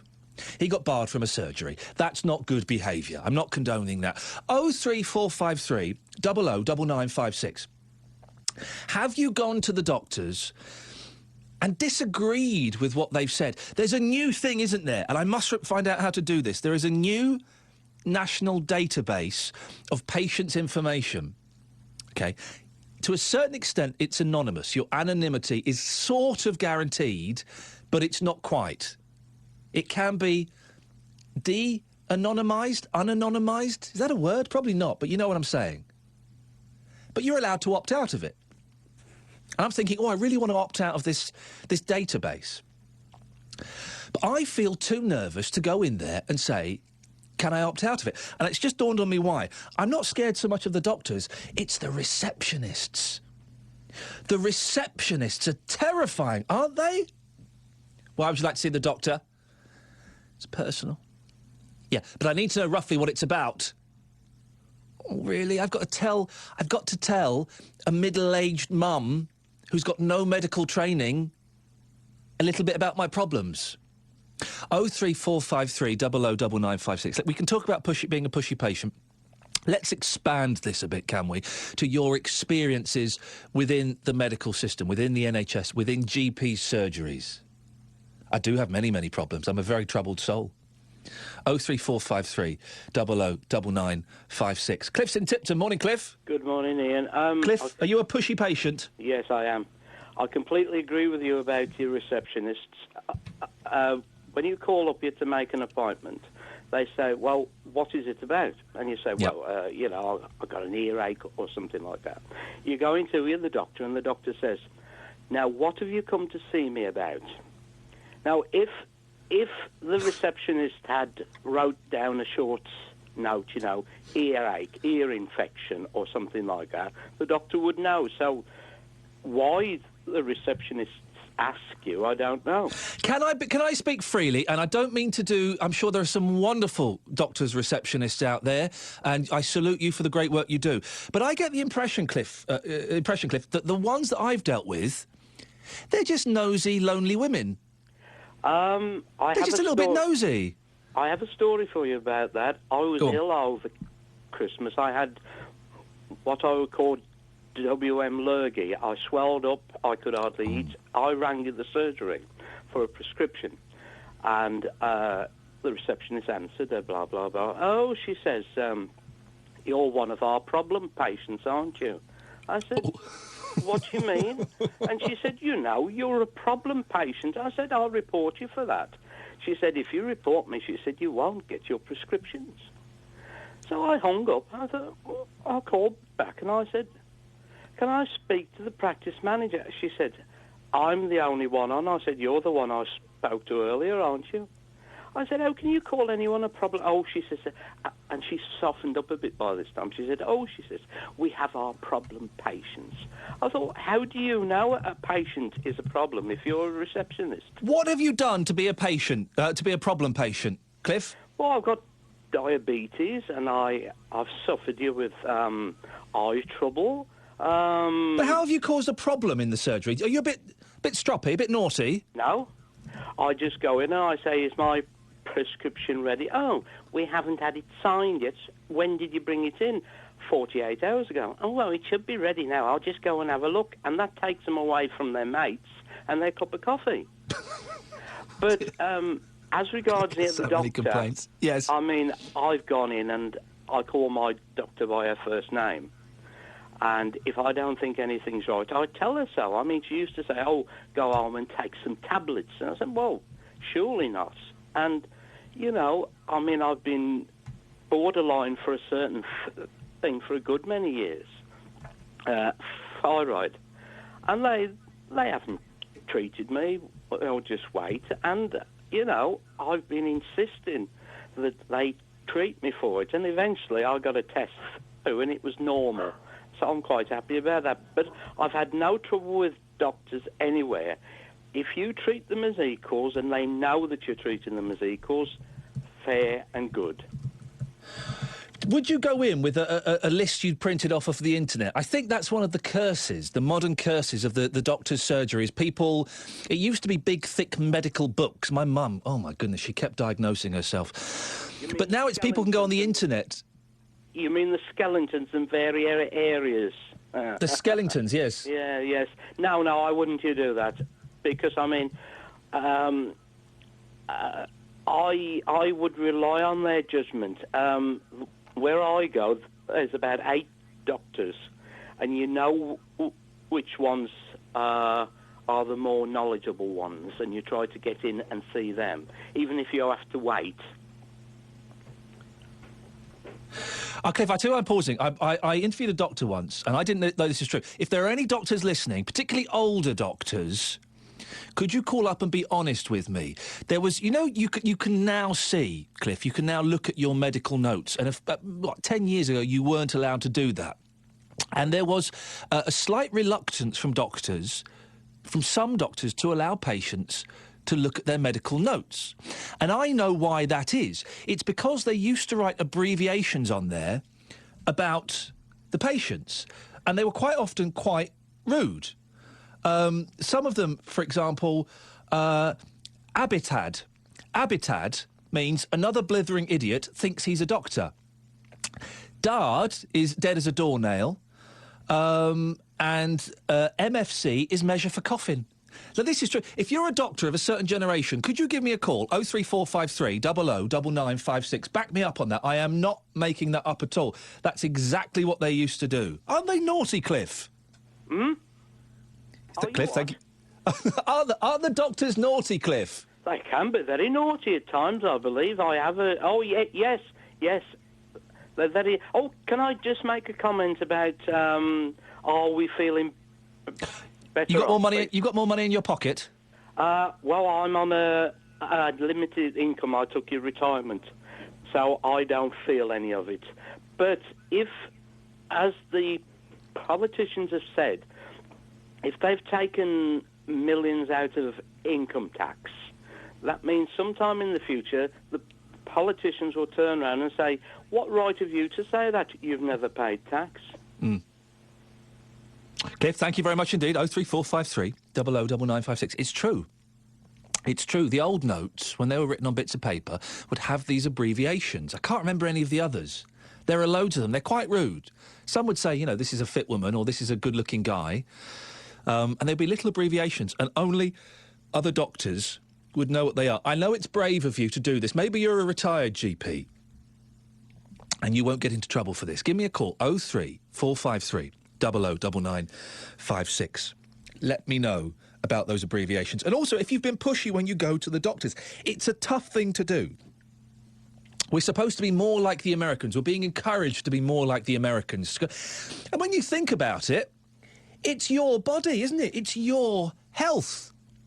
It can almost be, on many occasions, literally a matter of life and death. And yet, if you're anything like me, we go in there quite passively, tug our little cap, yes, ma'am, no, ma'am, thank you, ma'am, and take whatever we're given or whatever we're not given. 03453 00 9956. On the subject of are you starting to feel better off, the reason we're talking about this today is the government is claiming that most people have seen their wages rise in real terms in the past financial year. We've not had many people call in this morning and say, yeah, I agree with that. What about William? William in Tipton. Morning, William. Good morning, Ian. What would you like to say? I'd just like to respond to Digby Jones's comment about people leaving school and can't read and write. I want to flip the coin. What about the people what's leaving university with £50,000 and £60,000 worth of debt and working in McDonald's and the local supermarkets? The jobs are not there. My son's been left university now 3 years and he still hasn't paid a penny back in loans because he can't earn any money. But I want to talk about... What do you think? What do you think we do about that, though, William? I was really lucky. I went to university. I did a Mickey Mouse degree, and it was all paid for, and I got a full grant. We can't afford to do that anymore, can we? No, but on the economy I think is built on the recovery, built on sand. I mean, just after Christmas, there was a report saying there was £23 billion taken out of savings. £23 billion. Was that to pay for the rising cost of living, or was they thinking that the interest rates were so low that they'd be better spending the money? So when that money's spent, once it's spent, there's going to be a big hole there, isn't it? So when the borrowers come to borrow money again and there's no money in the building societies, there's going to be a slump, isn't there? William, was it your son or your grandson who just left university? My own son. Your own son? Yes. And so what did he train to do? What was he studying? I think it was something to do with media and, Oh, dear. and things, yeah. Oh, you don't want to get involved in that nonsense. And so how long has he been out of college? 3 years. 3 years, and he hasn't still paid a penny back. And what's he doing now? Well, he's had 1 or 2 jobs.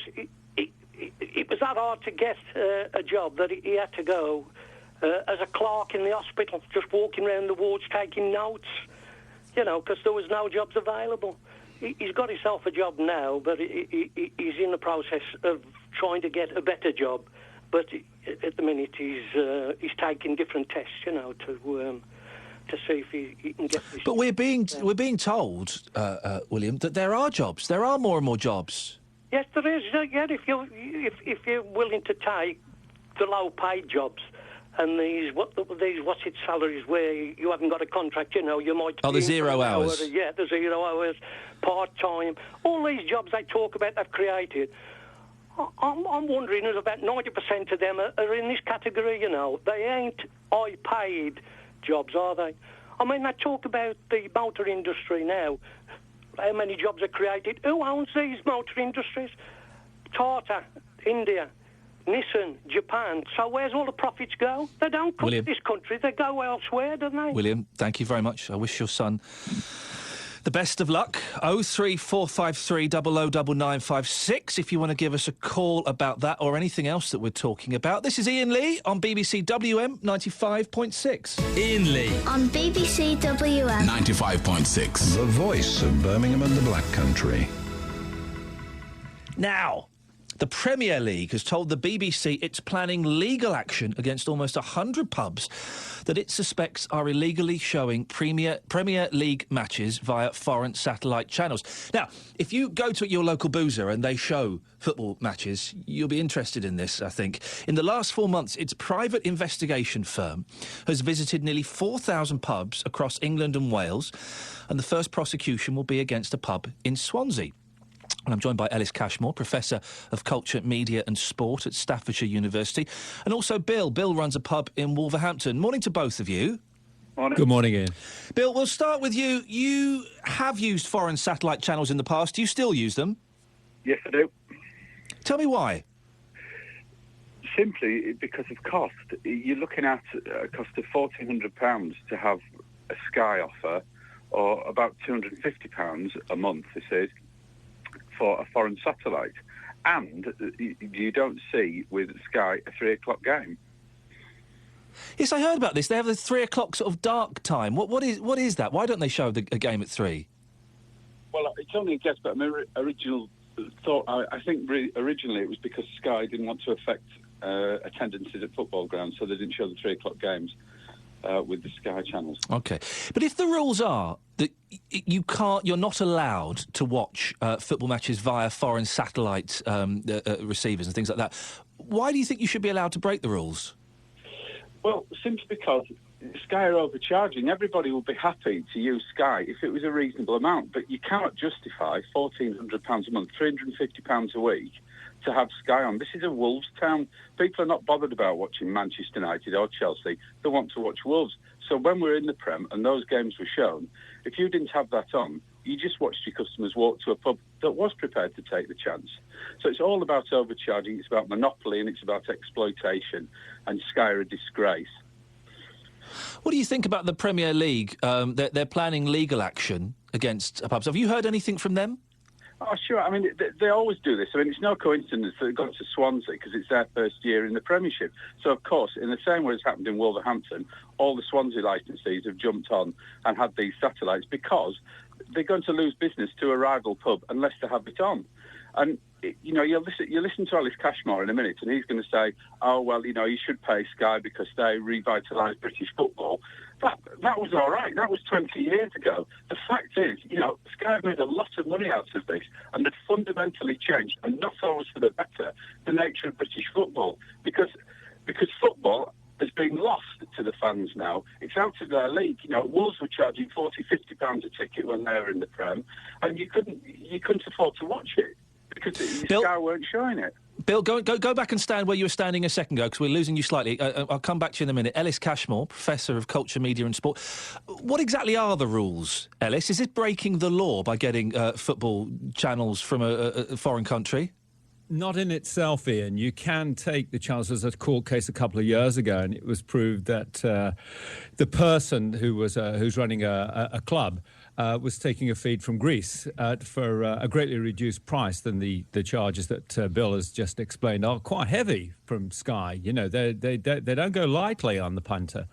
And this person decided to go elsewhere, and she went to court and she won the case. Now, this is where it gets a bit technical, because the feed that she was getting of the football game was okay in itself. That didn't breach any copyright laws, but the rest of the stuff that was appearing on the screen, like the ident, which is the symbol or the logo of Sky, and the replays of goals, these were, and the pre-match commentaries and analysis, these kind of things were protected by copyright. So they were actionable. So for all intents and purposes, although theoretically it is legal to take the feed, all the other stuff that comes with it is not illegal. It is not legal, so you could be prosecuted. And Bill knows this, of course, and he's wrong. I'm not going to protect Sky. I'm not here as their spokesman, or I'm not going to attempt to. I'm just being coldly analytical when I say that objectively the Premier League is what it is today and loved by a lot of people. I know Bill may not like it. I may not like it. You know, I harken back to the old days, and, you know, I was brought up on the terraces and enjoyed the old style football. So he's not alone in disliking the new glamorous, glitzy, affluent kind of sport that we have today. But the fact is that it is popular, and it has been made possible by the millions of pounds that Sky have put into football. £1,400 a month, is that right? That sounds a lot. Yeah. Well, it's not the kind of charge that you and I, as individual domestic users, will get. You see, if we applied to Sky, then we get one charge, but the philosophy is that if you're running a club or a pub or a gym or some kind of establishment that earns you money, it's a business. So you're showing Sky games because it's bringing you in more business, and so they feel that the kind of collective ownership of a channel, of a Sky subscription, is worth more than an individual one. So hence they do have people that go around the country policing this kind of thing. And as they say, as Bill says, periodically they will start a bit of scaremongering and say, well, we're going to be looking at this area and we are going to send our detectives into pubs and clubs and we're going to prosecute where necessary. But here's the reality, Ian. Sky have 10 million subscribers. It is a business that makes a profit of about £1 billion per year. I don't think that they're seriously worried about a few renegades who show other games, frankly. But I know somebody from Sky is going to come on very shortly and say, this guy's completely wrong. We don't want anybody not using Sky. You know, we're going to police this very vigilantly. Ellis, is this Sky in the Premier League just kind of flexing their muscles a little bit and shouting out loud? It seems a little sneaky to send 4,000 spies to various pubs. That's a perfect way of putting it, Ian. They're flexing their muscles. They're showing their authority and saying to people, sending out a message saying that we know there are hundreds, perhaps thousands of, but maybe even tens of thousands of clubs and other establishments all over the United Kingdom that are taking their feeds from elsewhere. And it is, technically speaking, illegal, and so we will clamp down on them. But look at the figures, Ian. You know, as I just said, they have 10 million subscribers. I don't think they're worried about a few renegades. Bill, you said you've had communication from the Premier League. What have they said? No, I've not spoken to the Premier League at all, no. I mean, what I would say... Are you hearing me properly now? Yeah, I can hear you now, yeah. Yeah, I mean, the other side of this, you see, is that really, in terms of football, what Sky are doing is they're just trying to hang on. This is just like the record industry was 20 years ago. If you talk to my kids or any of their friends, they stream the football anyway now. They're not prepared to pay for it. They don't really want to pay for music either. Sky are just hanging on, and they are flexing the muscles, and they're trying to frighten people. But the reality is, if they charge a reasonable amount for what they wanted to do, then all pubs, and particularly beer-led pubs, where it's a chance for you actually to create yourself a bit of custom. But let's not forget, this is not some town where you're going to get a whole congregation of people coming to watch Manchester United or Chelsea. It's not that valuable to us. What is valuable is watching Wolves at 3 o'clock on a Saturday. And that, and as soon as we got that, then of course Sky do start putting pressure on, or the Premier League, and they're just squashing it. People can't afford to go to the matches. But Bill, Sky is a huge business. That's kind of almost irrelevant. If you are breaking copyright laws, whether it be downloading music illegally or streaming football matches that have got a copyright on, you're breaking the law. You're stealing, aren't you? No, because what happens is the way that these satellites work in any case is they just go abroad and get cards from abroad, some European country, and then they just bring them back over and just point your satellite dish at that. Somebody has paid for Sky, but the difference is that probably in Lithuania they pay about 50 quid a month for it, and over here we're asked to pay £1,400. It's just exploitation. I've got no problem. I don't want to run these satellites, but if you're faced with a choice of watching people walk out of your pub and go to a competitor pub who's prepared to take the chance, then you've got to make that difficult decision. And it's not right, and Sky forcing people into it because they're exploiting. They have a monopoly. They don't like competition. They've thrown a few scraps to BT this year, but all that's happened is everybody's subscription's gone up to cover that. What they're trying to do is squash it and keep everybody out. It's time that they were stopped from doing that, and it's time that the cost came down. And if in the end a bit less money goes to the Premier League, who's bothered? Let's pay these players a bit less. Let's give a bit less money to it. Because all we've ended up with is, OK, we've got a bit more depth in terms of sides that are capable of playing in Europe. But Spain manage, I bet they're not paying £1,400 a month for this guy. Germany manage, they're not paying £1,400. And by the way, we might have a better national team out of it as well. Ellis, it is a monopoly, isn't it? But there's not a lot that a few small pubs across the country can do. Not really. I agree with a lot of what Bill's saying, Ian. But I would generalise his comments a bit further. He's saying that it's exploitation. I think the football industry is premised on exploitation now. Every year, season ticket prices go up. The price of the shirts and kits, they go up every year, and they introduce new shirts and new kits every year. The price of a drink or a meal at the clubs, that goes up time and time again. It's a law-like consistency, and every year the fans complain about it, just as Bill is complaining about the price of Sky. But Bill, I'll remind you of something. They still continue to pay. Why is it that fans submit to this kind of exploitation where they know it's happening to them, and yet they still buy those season tickets and they still buy the shirts and the merchandise? It's just one of these facts of the market. I know he thinks I'm on Sky's side, but I really have to put my hands up and say I'm not. I'm just trying to be objective about this.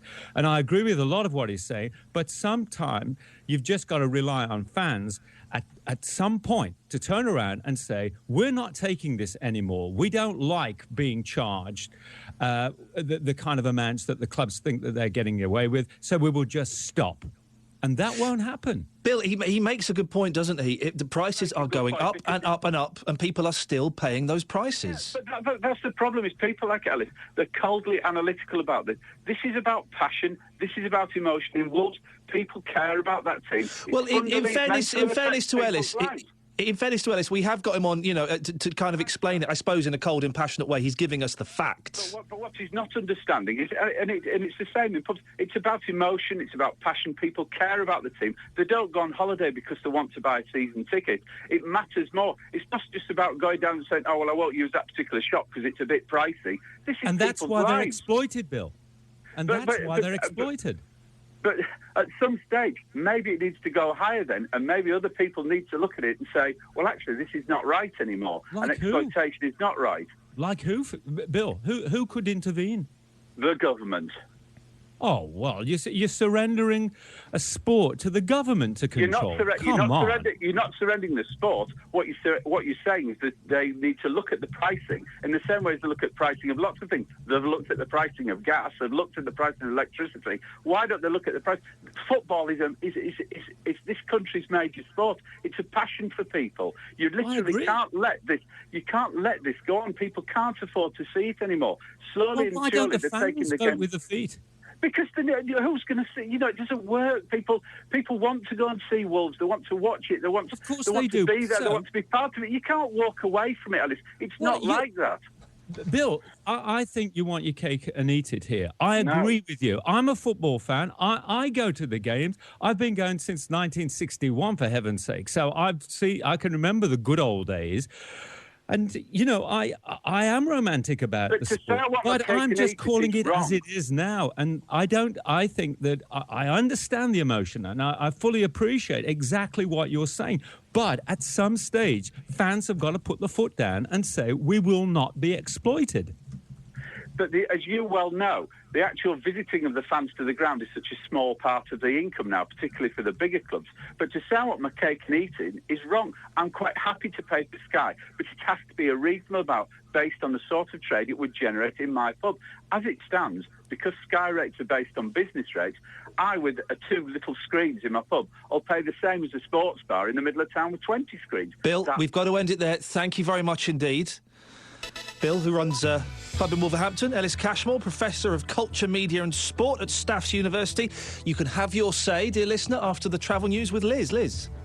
Thank you very much, Ian. As you make your way towards Burton, we're getting reports of an accident on Branston Road at Queen Street. Police are on the way to the scene. And as you head to Penkridge, as there's still that vehicle on Rowley Hill Drive at Beacon Hill, which is overturned near the studio, it shouldn't cause you too much of a traffic problem.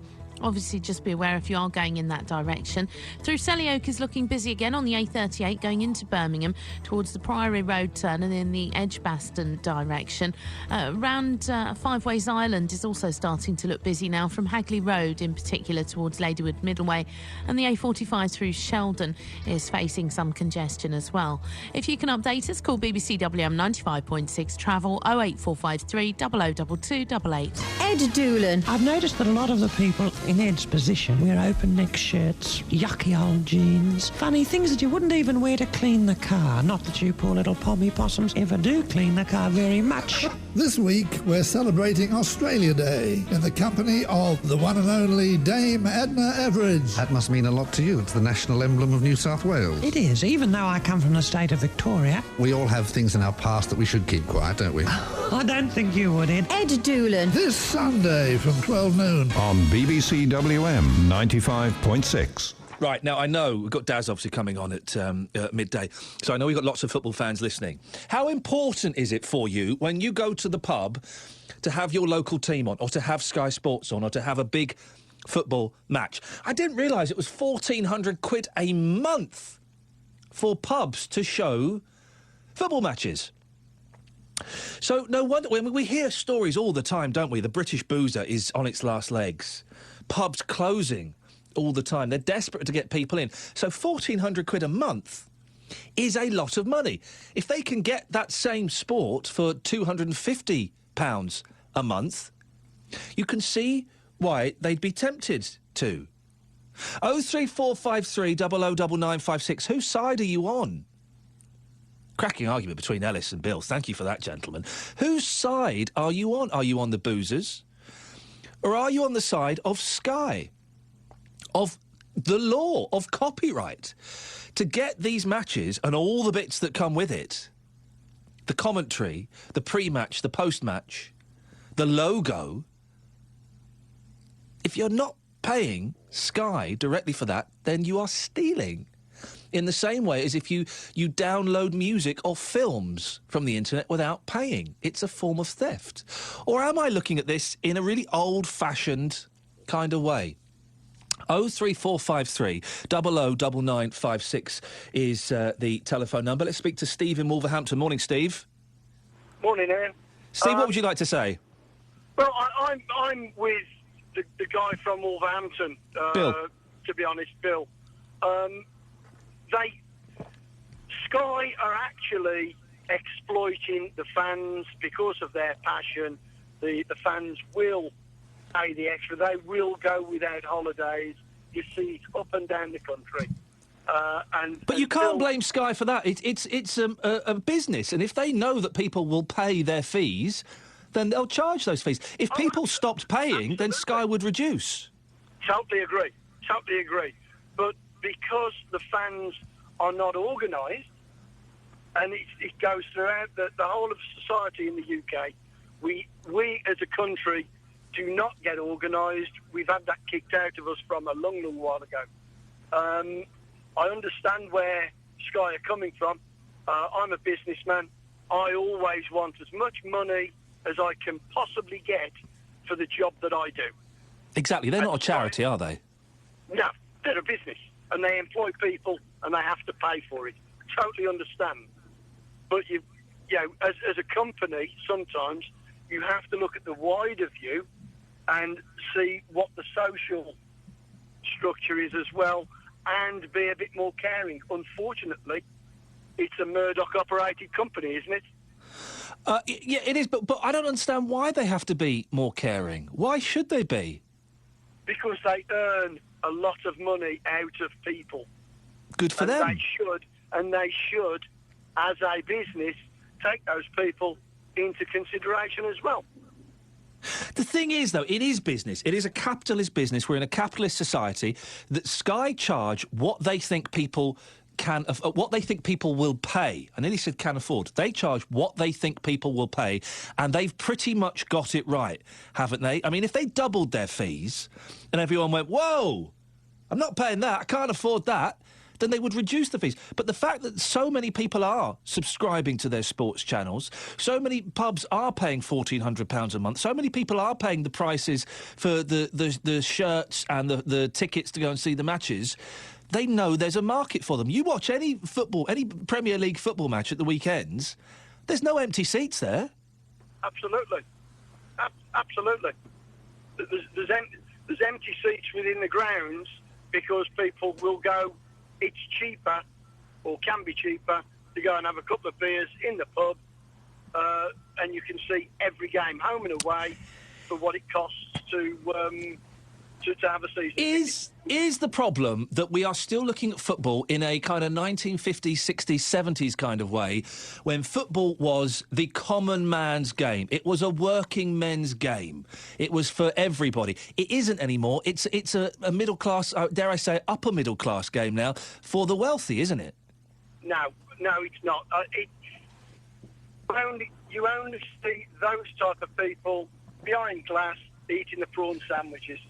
And at the majority of the grounds, not your Manchester United, Arsenal's, Liverpool's, although they're not that big a club anymore, you don't see that type of clientele. The majority of the fans that go to football and watch football are still down-to-earth, working-class fans and people. Steve, thank you very much indeed. 03453 009956. I've only ever been to one football match. I really should lay my cards on the table. I'm not a massive football fan. I've only ever been to one football match, and that was Luton Town versus Millwall. Now, anybody who knows anything about rivalries between football clubs will know that was a real doozy to go to. Man alive! It was terrifying! You couldn't have picked two teams who hate each other more and have got, they've got some real nasty history between them. Oh, it was thoroughly unpleasant. 03453 009956. How important is it for you, for your local pub, to be showing your local football teams? And do you think Sky... it's interesting, Steve was saying there, Sky are not a charity, but they have to be more caring to the fans. I don't see why. I don't get that point. They're not a charity. They're a business. Cards on the table again. I do a few gigs for Sky every now and then. I'm doing one tomorrow. I'm trying to be unbiased here. I think I am. But I genuinely don't see why Sky should have to be caring towards the fans. If people will pay the price, they'll charge that price. Won't they? 03453 009956. Dave's on the M42. Morning, Dave. Hello, mate. Yeah. What would you like to say? Well, I bet that was great fun going to Luton and Millwall. Oh, my word. It was terrifying. Yeah, I'll bet. I'm not a football fan anymore. I haven't watched it or followed it for about 20 years. From my point of view, the money spoilt the game. It ruined it as far as I'm concerned. The players are too far overpaid. You got monopolies like Sky, the Premier League. I was listening to what Ellis was saying to Bill. I'm finding this a really interesting debate. I don't go to the pub to watch football, and I don't watch football at all, but I can see the problem, and I come down on the side of the fans and the man in the pub. Ellis said to the guy, to Bill, they keep paying it. They keep paying it every year. They pay the season ticket prices. Yeah. It's like petrol. We've got to still keep paying for blooming petrol, no matter what it costs, because we need petrol. We've got to get to work. It's what's the word I'm looking for? A captive market, if you like. Yeah. It's a captive market. Those fans love their teams. They're loyal to them. That's their hobby, if you like. And you hit the nail on the head when you said, have we taken the game away from the working man? Yes, we have. That's the problem. And the guy who just had on from Wolverhampton, I think, was it Steve? He didn't totally agree with it on that, did he? But I think you have. Dave, can I ask, when you were into football, who did you support? I was a Villa supporter. And you managed to switch off that support overnight? No, it was gradual, really. I mean, my two lads sort of took over supporting, but, yeah, I more or less just lost interest overnight. I couldn't afford to go. At the time, I was out of work and had low-paid jobs and stuff, and I mean, what does it cost a guy now to take his two lads to a football match? If they haven't got a season ticket, you're probably looking at spending well over £100 to watch a Premier League game. And see, that is nuts, isn't it? You talk about wanting to encourage young people to go to matches, and it isn't a working men's game when it's £100, is it? Yeah, you're talking over a day's pay, aren't you, for the average working man? It's more than a day's pay to watch an hour and a half football match. It's not cheap value entertainment, is it? It's not good value entertainment like it used to be when you could go and watch it, for a few shillings, have a bag of chips on the way home. Your bus fare was only sixpence or whatever. I know I'm probably going back an awful long way, but... It sounds like it, yes, you're using old-fashioned money. Do you not enjoy, then, going into the boozer and watching a football match? You've completely disengaged from it. I've got out of the habit of going to the pub, to be honest, because I drive for a living. I get up early in the morning, so I can't drink. And I only go to the pub now when I want a meal. But I mean, if there's a match on in the pub and I'm in the pub, I'll get interested and I'll watch it. I went on a cruise recently and they had football matches on the ship. Oh, I was dear. watching, in the pub at lunchtime, having my lunch in the pub. And I was quite enthralled and sat there. My wife was saying, oh, bloody hell, we come to watch some football. I can kind of understand her point, Dave. You're stuck on a boat for however long it was and you spend most of the time in the bar watching football. Yeah, well, not most of it, but some of it. But I can still enjoy it. And if I switch it on the telly and there's football on the telly, I'll sit and watch it, especially a European game or a high-level game or a World Cup game. But I wouldn't go and pay the amount they want. No, I'm sorry, I just wouldn't pay it. Dave, while I've got you on the line, can I just go back to the subject we were talking about in the first hour? Do you feel you've got more money in your pocket as a working bloke? Well, that's a good point as well. So I've had this discussion before with Adrian Goldberg again about petrol. We're actually paying less for petrol now than we were 30 or 40 years ago in terms of disposable income. We have got more disposable income now than we had 20, 30, 40 years ago. And do you feel it? Do you feel better off? I do, yeah, personally, yeah. Especially now my kids have grown up and left school and left home. Yeah, tell me about that. But I still don't feel if I'd got children at home and just me working and my wife at home looking after them, that I could take the kids to a football match and spend over £100 every Saturday.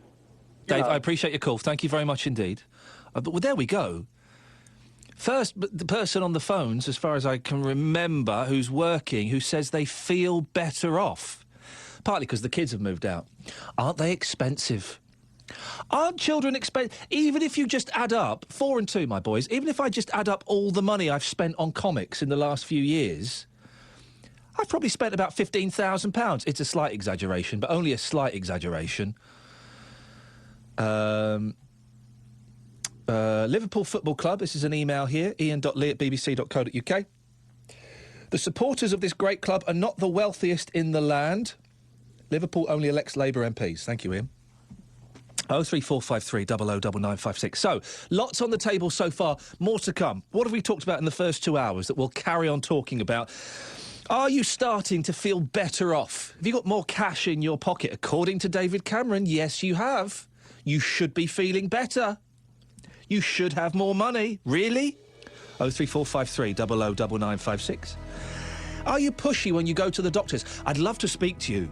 If you're one of those people that prints off things from Google and Wikipedia and goes into the doctor, says, well, I think I've got this, and I'd like this, please. And also, how important is it for you to watch the football in your local boozer? Do you think Sky are taking the mick with their £1,400 a month charges? And coming up, vegetarians versus carnivores. This is BBC WM 95.6.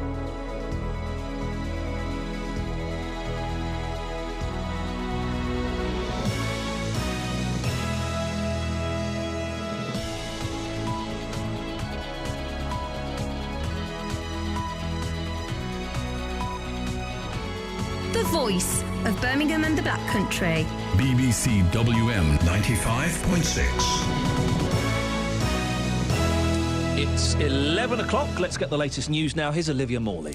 Good morning. Scotland Yard's warning people who travel to Syria that they'll be stopped when they return to Britain and could be arrested.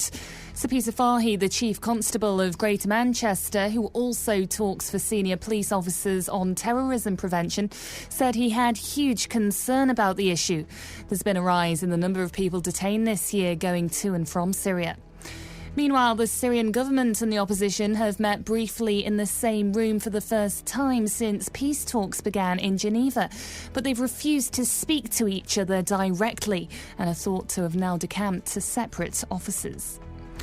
The head of the NHS rationing body has said patients need to be more pushy with their GPs and tell them if they think they're missing out on treatments.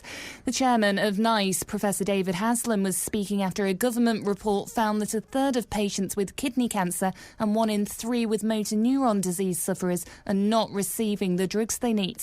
Earlier on in the programme, Louise Irvin, a GP and member of the National Health Action Party, gave Iain her thoughts on the matter. I don't think that's a very good advice to give to patients. Pushy American-style interactions would probably be the way to get the least good care from your GP. I'm speaking as a GP. But I do agree with the idea that patients are experts in their own right. The patients are experts in their illness, how it affects them, how they want to be treated. The Football Association hearing to rule on Nicholas Anelka's Quinnell gesture is not likely to begin until the end of February. The West Brom strikers' legal team are expected to be given around 3 weeks in order to construct a defence. The former France international denies a charge of making an offensive gesture. An investigation's been launched by police after a 10-year-old girl was approached by a man who asked her to get into his car in Dorridge.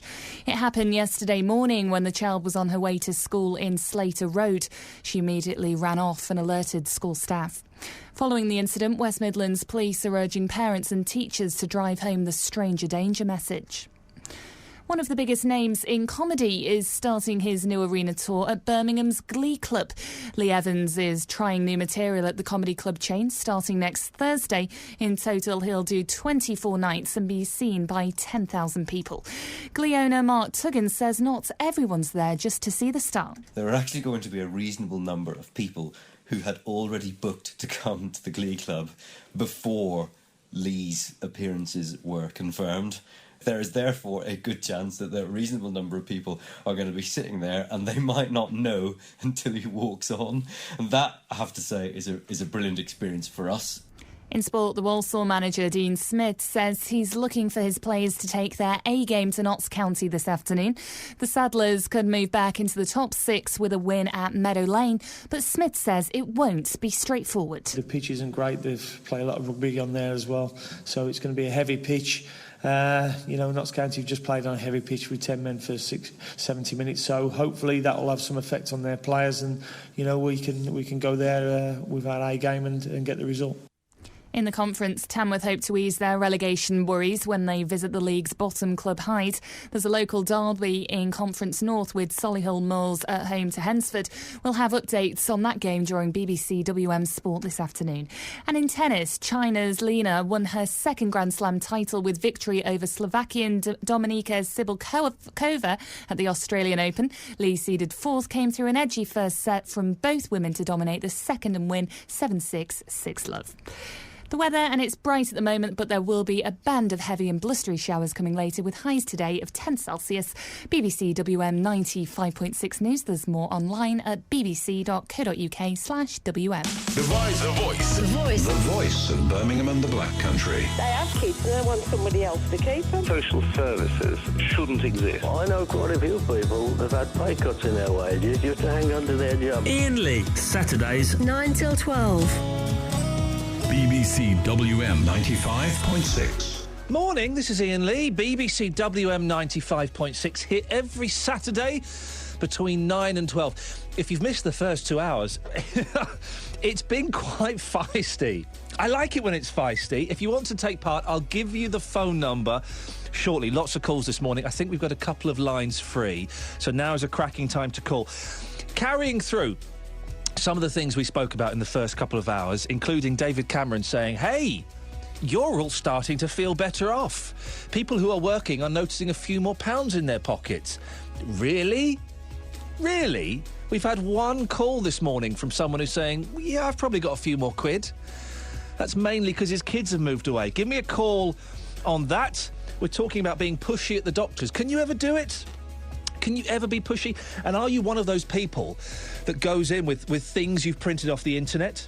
The Premier League has told the BBC it's planning legal action against almost 100 pubs that it suspects are illegally showing Premier League football games. Are the Premier League and Sky bullies? Or are they just a business trying to protect their interests? And in this hour, it's vegetarians versus carnivores. If you want to get in touch, you can send me a text, 81333. Start your text WM. You can send me an email, iain.lee@bbc.co.uk. Or you can give me a call, and this is the best way to get in touch, so please do give me a call, 03453 00 9956. Have your say. Across the West Midlands, call 03453 00 9956. BBC WM 95.6. You just caught me having a slurp on a cup of tea. I do apologise, but that's how we like to relax here. Where should we go to first? Let's go to Hazel first in Castle Vale. Morning, Hazel. Good morning, Ian. Well, you've got a story for us about doctors, have you? Yes. A fortnight ago, I should have had an appointment for Good Hope Hospital. I suffer very bad with psoriasis. Anyway, I phoned up on the Monday and on the Friday, and by the Monday, I had an appointment come through for the following Thursday. Yes. So in that time, I had to have a blood test done and everything else. Anyway, when I went to see... Can I mention her name? No, don't mention any names. No, please. No, thank you. Well, when I went to see the dermatologist doctor at Good Hope, she said, how's all your creams and everything else? And I said, well, this one's very good, but I have a prescription every 2 months. I said, but I've only got one for a week. She said, that's no good. So anyway, she's written to the doctor and done me another prescription with the amount that should be done, and she said, let's hope they get this one right. Anyway, she's lovely. She asked you how you're getting on with everything that she's prescribed, and if you feel that the one's not doing any good, could she suggest something else? And she's fantastic. I've never known another woman like her. Or another doctor like her. And most of my incidents with the doctors have been pretty good. I've had two reasons to be involved in hospitals recently. My little boy's not been very well. He had to have an operation on his kidney. And my mum isn't very well. There are kind of all sorts of things going on there. And the doctors dealing with that they've been pretty excellent. Apart from one, the doctor, when we knew my boy was ill, we took him to the GP, and he completely misdiagnosed what was wrong. And also, he took a phone call. In the middle of him looking at my little boy, he got a phone call on his mobile, and he took it. Oh, that's wrong. That's very wrong. That's very wrong. That's very wrong indeed. Hazel, thank you for that. It's true. My little boy, turns out it was actually quite serious. I can't remember what the name was. Basically, one of his kidneys wasn't working. It was wired up to the bladder incorrectly. It's kind of commonish, but it's not very nice. And so his kidney was swelling. Okay. And we went to the GP. The boy was ill. He had a fever. He was out of it. He was ill. And the doctor said, oh, yeah, he's just got something wrong with his chest. And my wife was like, are you sure? Yeah, something wrong with his chest. Don't worry, it's fine. Here, take these antibiotics, he'll be fine. And he took a phone call in the middle of looking at my boy. He's on his mobile phone. Anyway, it turns out my wife came home. She said, I'm really not happy with what that doctor said. We went to A&E. Brilliant doctors there. They said, this is quite serious. We need to get him into hospital. Fantastic. Well done. 03453 009956 is the telephone number if you want to give us a call. Derek, you've been waiting forever. I can only apologise. No problem. You're a very patient man. I was reading a paper, actually. Anything good in there? The Morning Star. Yeah. Oh, right, okay. So what have you got for us this morning? I know exactly where you're coming from. Thank you. Yeah. It's basically that you've gone on about whether they feel better. Well, all you got to do, because Cameron wants to play with statistics, is turn around and find out how many are doing full-time jobs. And you've had Mr. Jones on, haven't you? Yes. On your radio. I listened to him. You know, the man who hasn't got no politics, but he was head of the CBI, the business people. The man yes. the man who made his money out of the working classes, keeping them down. That's Lord Digby Jones of Birmingham you're talking about, yes? Yeah, Digby Jones. Yeah. I know. And all these turned around and said, well, you can't change it. It's like Germany and France. Do have different laws, federal laws. One says that, if you close a business down there, that business, if they feel like moving it, like they can in England all over the place, it means to say that they've got to pay the workers, not the taxpayer, 75% of the wages. Same in France. And in China, when Cameron's gone over, you know what he's done there? He's turned around and said to the Chinese, who, by the way, ain't communists, he turned around and he said, by the way, you want to come and invest in our country now? We've got all the workers, we've got them all on low pay. That's a good thing, though, isn't it? We smashed the unions. I mean, they don't bother. And the business about the Labour and they're all the same. Have you ever been to a Labour Party when they are going to elect an MP or, in the constituency? No, I've been to a conference, but I've not been, no. No, I can't go there. I was never a member of the Labour Party. Basically, they're doctors or barristers. Because we had a call, Derek, from someone who was saying that Labour, they may have a bit of money now, but they still come from working class roots. I'm guessing you're disputing that. I'll tell you something. I was a leading steward. I was on the JNC of a former union, and I've sat with them. And they used to say, I'm a member of your union. You got about 20 cards, union cards then, that were, so he could just get up and say, no, certainly not. Miliband's dad, I think, was a fairly good fella, but they don't give out socialist ideas or anything like that. So, Derek, let's get mild Tories. Let's get back to the how this whole thing started. David Cameron has said that people are feeling better off, that that people are going to have got a little bit more cash in their pocket. You dispute that, do you? If you haven't got a full time, if you go back to the 90s, I want to go right back 90s and 80s and have a look at the full time jobs. I come from the east of Birmingham. I may live, down in Droitwich now, but I'm a Brummer. I'm proud to be a Brummer. The thing is, if you have a look at the full-time job, just round the east of Birmingham, Tyburn Road, where was it? GKN, Driveline Systems, that's gone. Drew's Lane, where I used to work, 5,000 people. LDV that used to be Nutfields, 5,000. But that was a different world back then, Derek. It was a different world. It was a world where the work was there, but what they've done is moved it to other countries. They've moved that work to other countries. But lots of that work is coming back. I heard a report on Radio 4 yesterday. Derek, Derek. I'm going to use that cough as my in. Derek, calm down. There was a report yesterday that lots of... I can't remember the word. There's a word for it. Someone out there must know. 03453 009956. There are lots of those jobs that have been outsourced to India and to China. They're coming back to Britain now. No. No, they're coming back, because I've just said, Cameron's been out and said we've got all the workers all on low pay and all that, so you ain't got, you near enough got to pay them what you pay the Chinese now. So basically we get you in.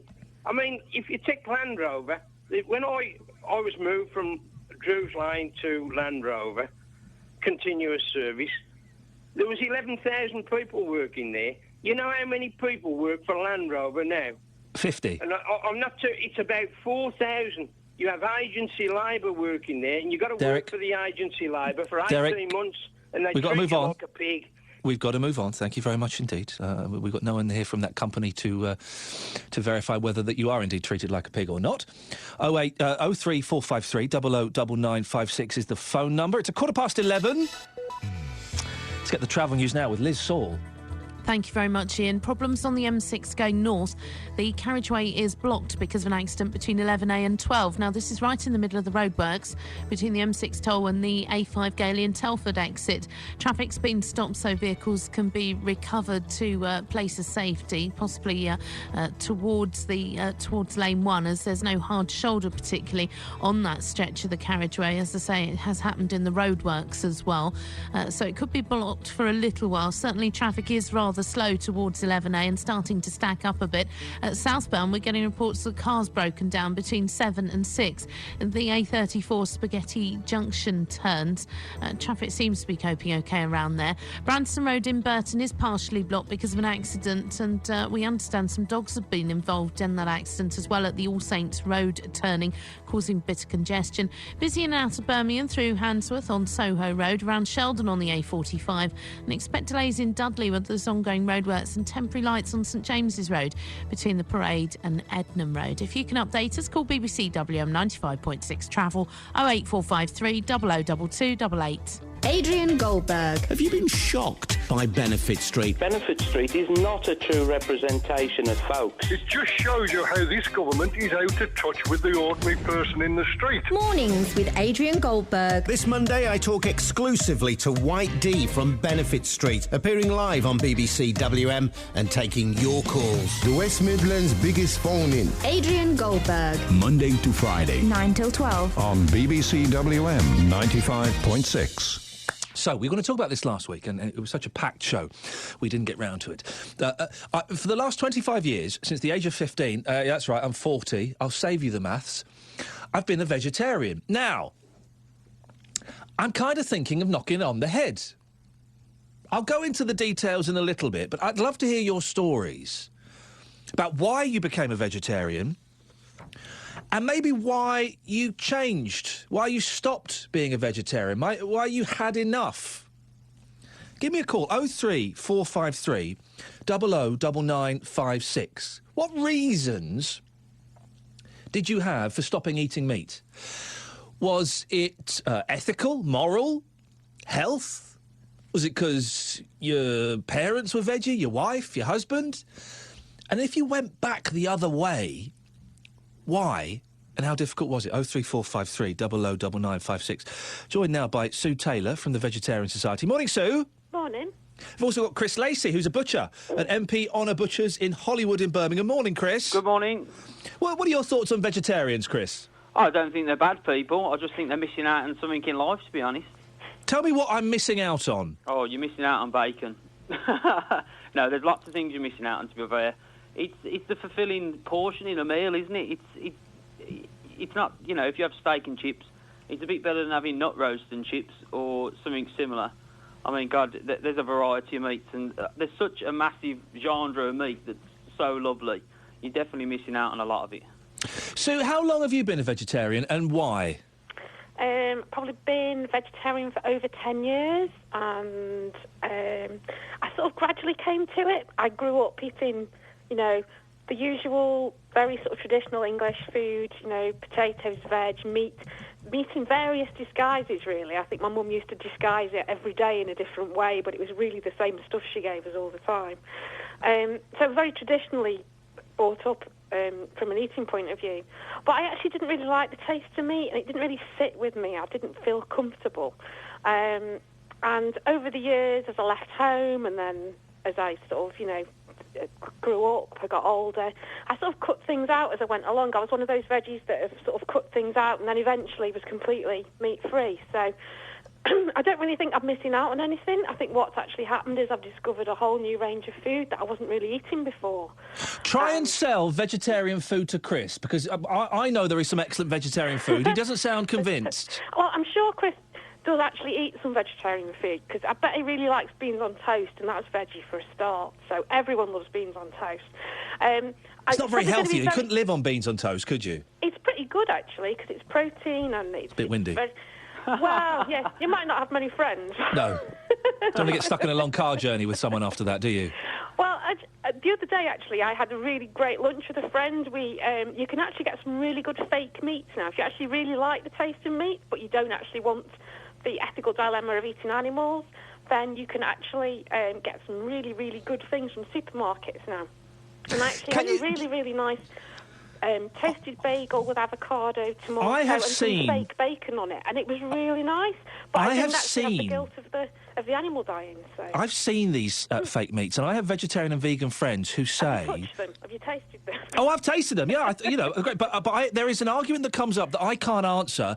If you're a vegetarian, why would you want to eat something that tastes and looks like meat? Because some people don't mind the taste of meat. It's just the ethical, the fact that an animal's been killed for it that doesn't sit well with them. And because you don't need to eat meat in order to eat healthily, then actually, if you can avoid that, then some people will. Some people hate them. Some people won't go near fake meats. They just don't like the thought of them at all. But if you do miss the taste of meat, and some people would, or the texture, then actually there's a whole range of things out there. It's worth looking in the supermarkets nowadays. So would you say that primarily your reason for not eating meat is ethical? You don't think animals should be killed for food? Yeah, it doesn't sit comfortably with me. It doesn't, I like animals, and I don't quite see how I can choose to eat some, but not others.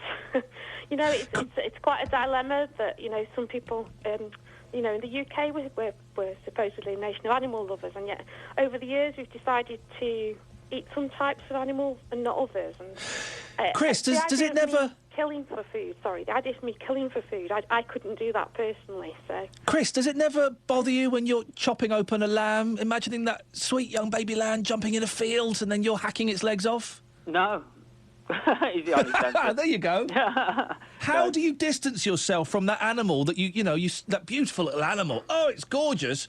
To what you're doing. To be fair, we've had this conversation before in the shop, and people always ask, and they say, "Oh, don't you feel bad, or don't you think?" But when it comes to us, it's not an animal. It's not got the fur on. It's not got its head on. You know what I mean? It's not the same thing as it was before. If that's what I'm trying to say. Yeah. It's a lovely looking piece of meat to me. I'll pick it as a quality meat rather than an animal, if you know what I mean. Now, you're a proper butcher's. How is business? Because we're always hearing that the more traditional shops, like the independent butchers, is struggling.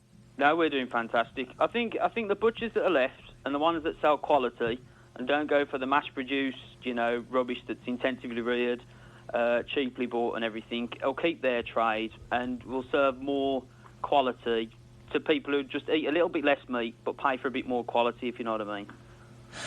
And do you sell meat that has been ethically sourced and has been kind of reared in a happy environment? Everything's done properly, you see. We don't have anything that's intensively reared. Obviously, all the cattle and everything comes with a passport all the way through to the slaughterhouse, and then it's hung in our shop. So nothing's kicked about, or, we sell free-range pork, it's all outdoor reared. I mean, all the stuff is top quality. From the sausages, the bacon, to the lot. We don't sell any rubbish, nothing that's been kicked about and mistreated in any way. And Sue, does that make a difference? If it's been ethically reared, and if it's had a, in inverted commas, a happy life, does that make a difference to the ethics of it? Well, when it comes down to the crunch, though, happy meat, as people like to call it, it's still killed at the end of the day. So it doesn't make a difference to my point of view at all. I think what Chris is saying then just, though, about the fact that maybe people eat less meat. There's a big movement at the moment for people to eat less meat, because actually over the years we've been eating, or I'm not even sure if we've been eating it, but people have been buying lots of food that they aren't actually eating. You know, and it's very mass-produced, and people have been very distant from their food. They don't know where it's from. They don't know, how it's been made. They don't even know what it actually is. You know, there's been studies where people have asked kids, the names of certain vegetables, or where chicken. Oh, they haven't got a clue, most of them, have they? They don't have any idea. And that distance between food and your plate is really worrying, because then we start wasting food, and we start, buying things we don't need. And, So have you got kids? Sorry? Have you got kids? Me? No. I can just look after myself, so... Right. If you did, would you bring them up veggie? Yeah, sure, because that's the way I live, so...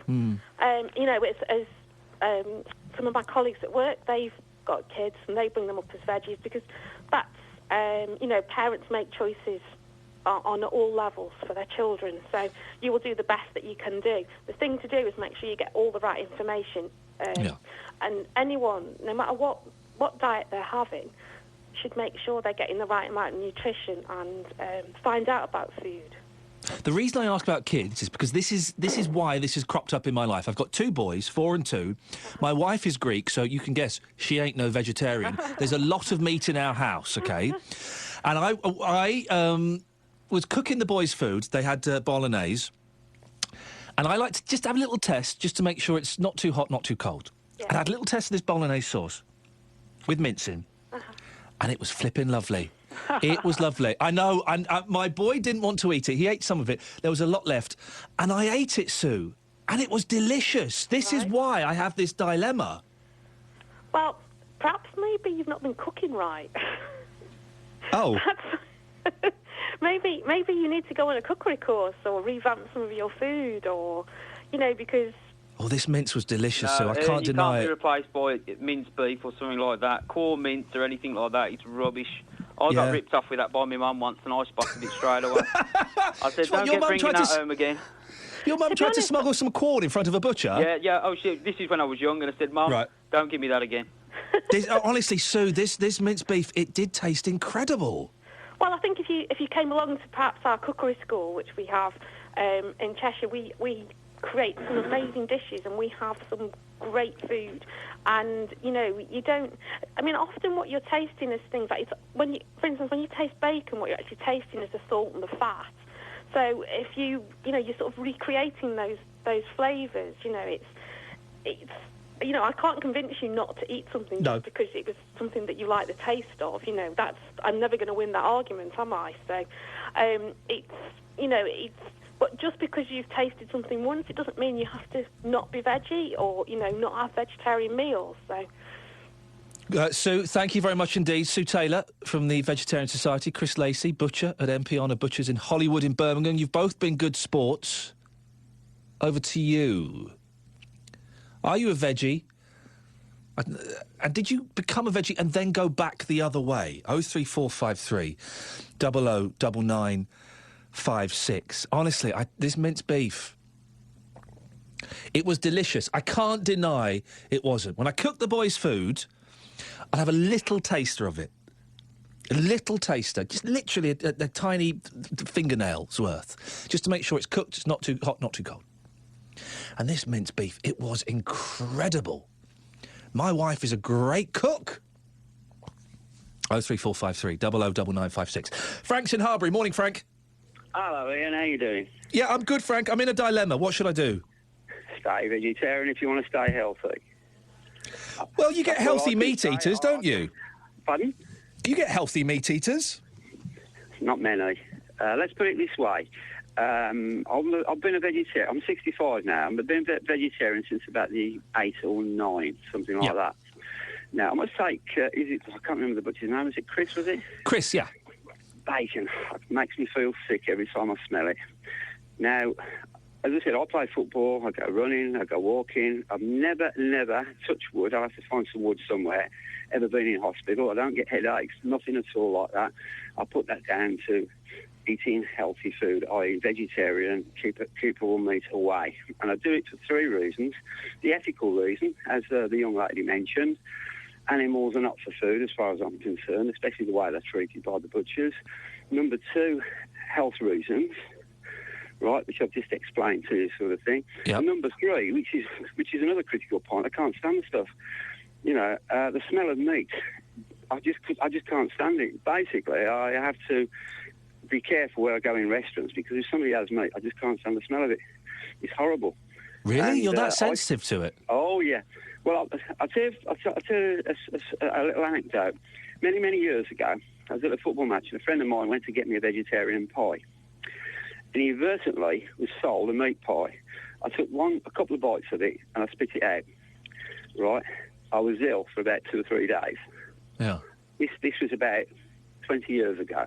I wouldn't touch the stuff, not with a barge pole. And as for, I think it's meat is the same, well, why do people eat corn? I don't touch the stuff. I don't want any sort of substitute for it, because it just looks horrible.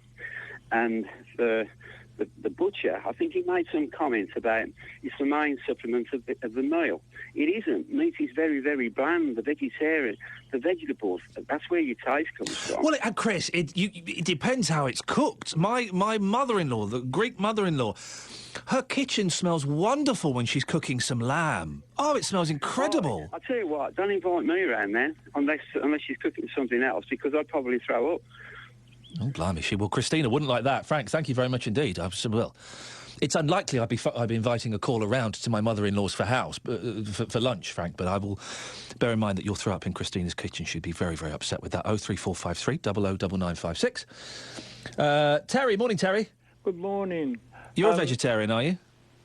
Since 1960. My wife, Dot, and myself, we got married in 60. We lived at Wootton Wowen in a caravan, and there used to be little lambs and sheep run down the field, and there was a road next to it. One day one wandered over. I picked it up and put it back over the fence. I thought, why am I bothered? He's going to be dead in 24 hours when he's taken away. Since then, we've never touched it. And I'll carry on, but before I do, could I just ask you and anybody else a question to comment on it after I've finished? Yes. Would you eat meat if you had to kill that animal yourself? Well, that's the good question, isn't it? Could you kill it yourself? It's a good question. But I'll leave you to mull over that. Basically, I can stand at the bus stop on the Persia Road, and I can see a lot of go past with sheep crammed into it. And I'm thinking to myself, they're going to be dead in a short space of time. Animals have feelings. They can feel pain. They can feel. In fact, I've heard people working in the butchers in the slaughterhouse say they've seen the animals there standing shivering because they know what's going to happen to them. All I'll say, and I'm not going to prolong this argument, if people want to move meat, it's entirely up to them. I personally couldn't see it. There's so many adverts for meat on television that it just makes me sick. As I say, nothing if meat is if they want to, but I repeat the question, would you or would the listeners that love the meat, no doubt they do, would they kill that animal themselves? Terry, can I ask you, but why is that important? Because we don't need to kill the meat, do we? It's done for us. That horrible bit is done for us elsewhere. Yeah, it may be, but if it wasn't done for, would you be prepared to kill the animal yourself? If I was stuck on a desert island and I was starving, yes. Yes. Well, that's fair enough. You're entitled to, but there's a good many people wouldn't. Well, even if they were starving? Pardon, sorry? You're stuck on a desert island, Terry. There is no vegetation. There's nothing, OK? All there is a pig. You're telling me you couldn't kill that pig and cook it? No, I couldn't. It's a living, sensitive creature. It may be a pig. It may be a lamb. It may be whatever. You're still robbing it of a life, whatever. Even if it meant you would die if you didn't eat it, you couldn't kill that pig and make some nice little sausage? No, I wouldn't. The very thought of eating meat, it just appalls me. Probably think I'm stupid, but I know a lot of people who would agree with me. You know the pig would eat you, wouldn't it? Pardon, sorry? The pig would eat you? I don't know, but that's up to the pig to make up its own mind. All I can tell you is my own feelings.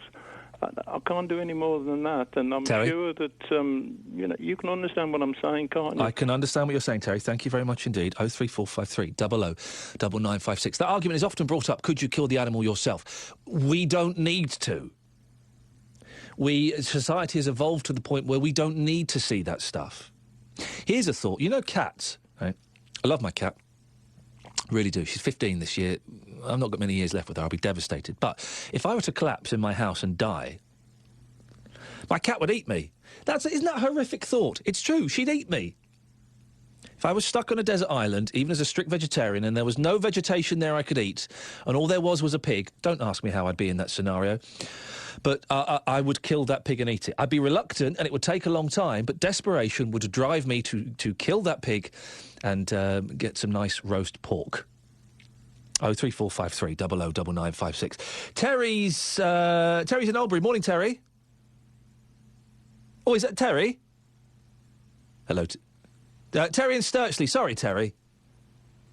Terry's disappeared. Hello, Terry. Hello. Oh, there you are, Terry. I do apologise. I thought you cut me off, actually. No, not at all, Terry. We were waiting for you. We're saving the best for now. Carry on regardless. Bless you. What have you got for me, Terry? Pardon? Yes, this is going well. What have you got for me? I've already spoken to you.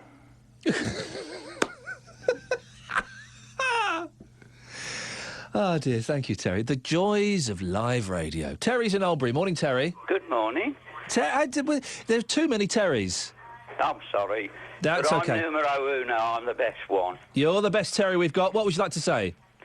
Well, I like meat. I'm cooking a spaghetti bolognese today. I mean, if your lady guest wants to be a vegetarian, fair dues. But I don't think she's got the right to what's the word? Impose her views on her children. They have no choice. It was a hypothetical situation. She doesn't have kids, but I have spoken to vegetarian couples that have brought their children up as vegetarians. Do you think that's wrong, do you, Terry? Well, yes. I mean, they should have a normal childhood. And if the parents are imposing their views, regardless of what they are, on their children, that's unfair to the children. They're missing out. It's only my view, rightly or wrongly. If the parents believe in vegetarianism enough, then it's their decision how they bring their kids up. And aren't they bringing their children up with a sense of ethics, a moral purpose? I don't think so. I mean, the children should have a choice. I don't think bringing them up in the parents' way is right. Children should make their own choices. Terry, are you watching the telly? Well, I'm in the kitchen now, but Murder, She Wrote's on as well. Sorry. I'm sorry, I lead a very, very boring life. Sorry. What's happening in this episode of Murder, She Wrote? What's Angela Lansbury up to? Oh, she's giving a lecture on criminology and one policeman's questioning her, so... Oh. It's going to be a good one. Terry, No, listen, I'm a big fan of Murder, She Wrote. Oh, fabulous. Big fan. You go and enjoy that, fella. Thank you very much indeed. 03453. I think we've lost half our listeners. Murder, She Wrote's on? In Terry's kitchen? We'll have that. I do like a bit of murder. I like those rubbish TV detectives. I like Murder, She Wrote. Father Dowling Investigates with the dad from Happy Days. Monk. But the best one of all is Diagnosis Murder. Yeah? With Dick Van Dyke and his son Barry Van Dyke. Oh, I love a bit of Diagnosis Murder. If you want to give me a call, you can do. The last 20 minutes of the show, 03453 009956. This is Iain Lee on BBC WM 95.6. Have your say. Across the West Midlands, call 03453 009956. BBC WM 95.6. Now, here's a cracking story. Would you have a go? Would you be a have-a-go hero? We're often told, aren't we, that as a society, we don't help each other enough. If we see people in trouble, we don't step in. If we see a crime happening, we don't get involved. If we get burgled, if people break into our house, we're all passive and let them get on with it. Well, incredible story. A pensioner has fought off a gang of robbers by threatening to hit them with her walking stick. Well done, Margaret Holding. 3 youths broke into the 66-year-old's house through the back door, but brandishing her stick, Mrs. Holding said, "Get out now before I hit you!" And the youths left. Police are investigating. Well done, Margaret. But would you do the same thing?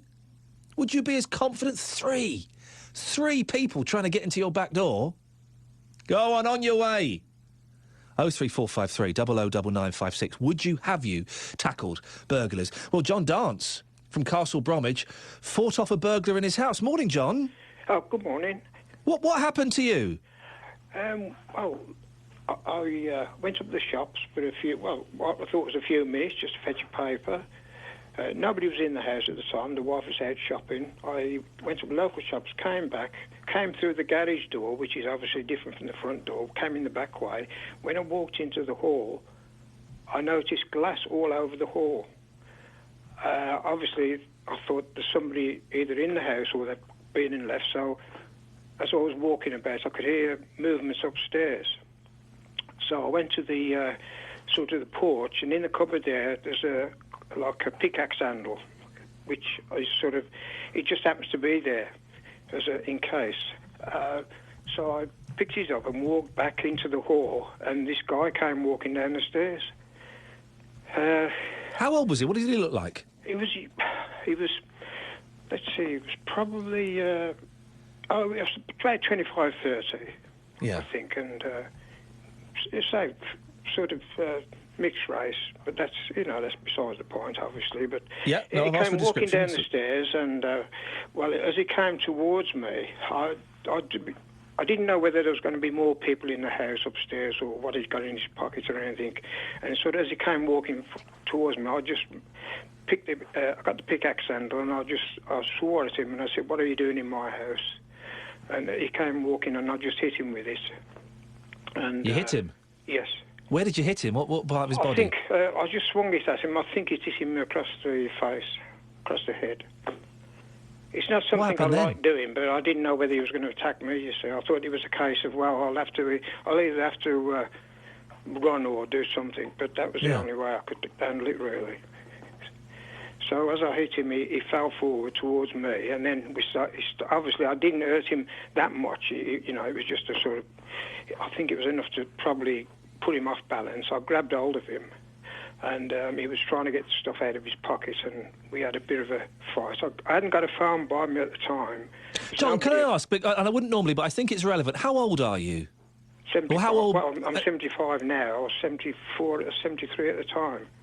OK. And you're having a fight with a bloke in his late 20s? Well, yeah, I think it was about 30, I think, anyway. 20, 30, yeah. That's right, yeah. But and what's going through your mind as this is happening? Well, I think what's going through my mind is I don't like this person in my house.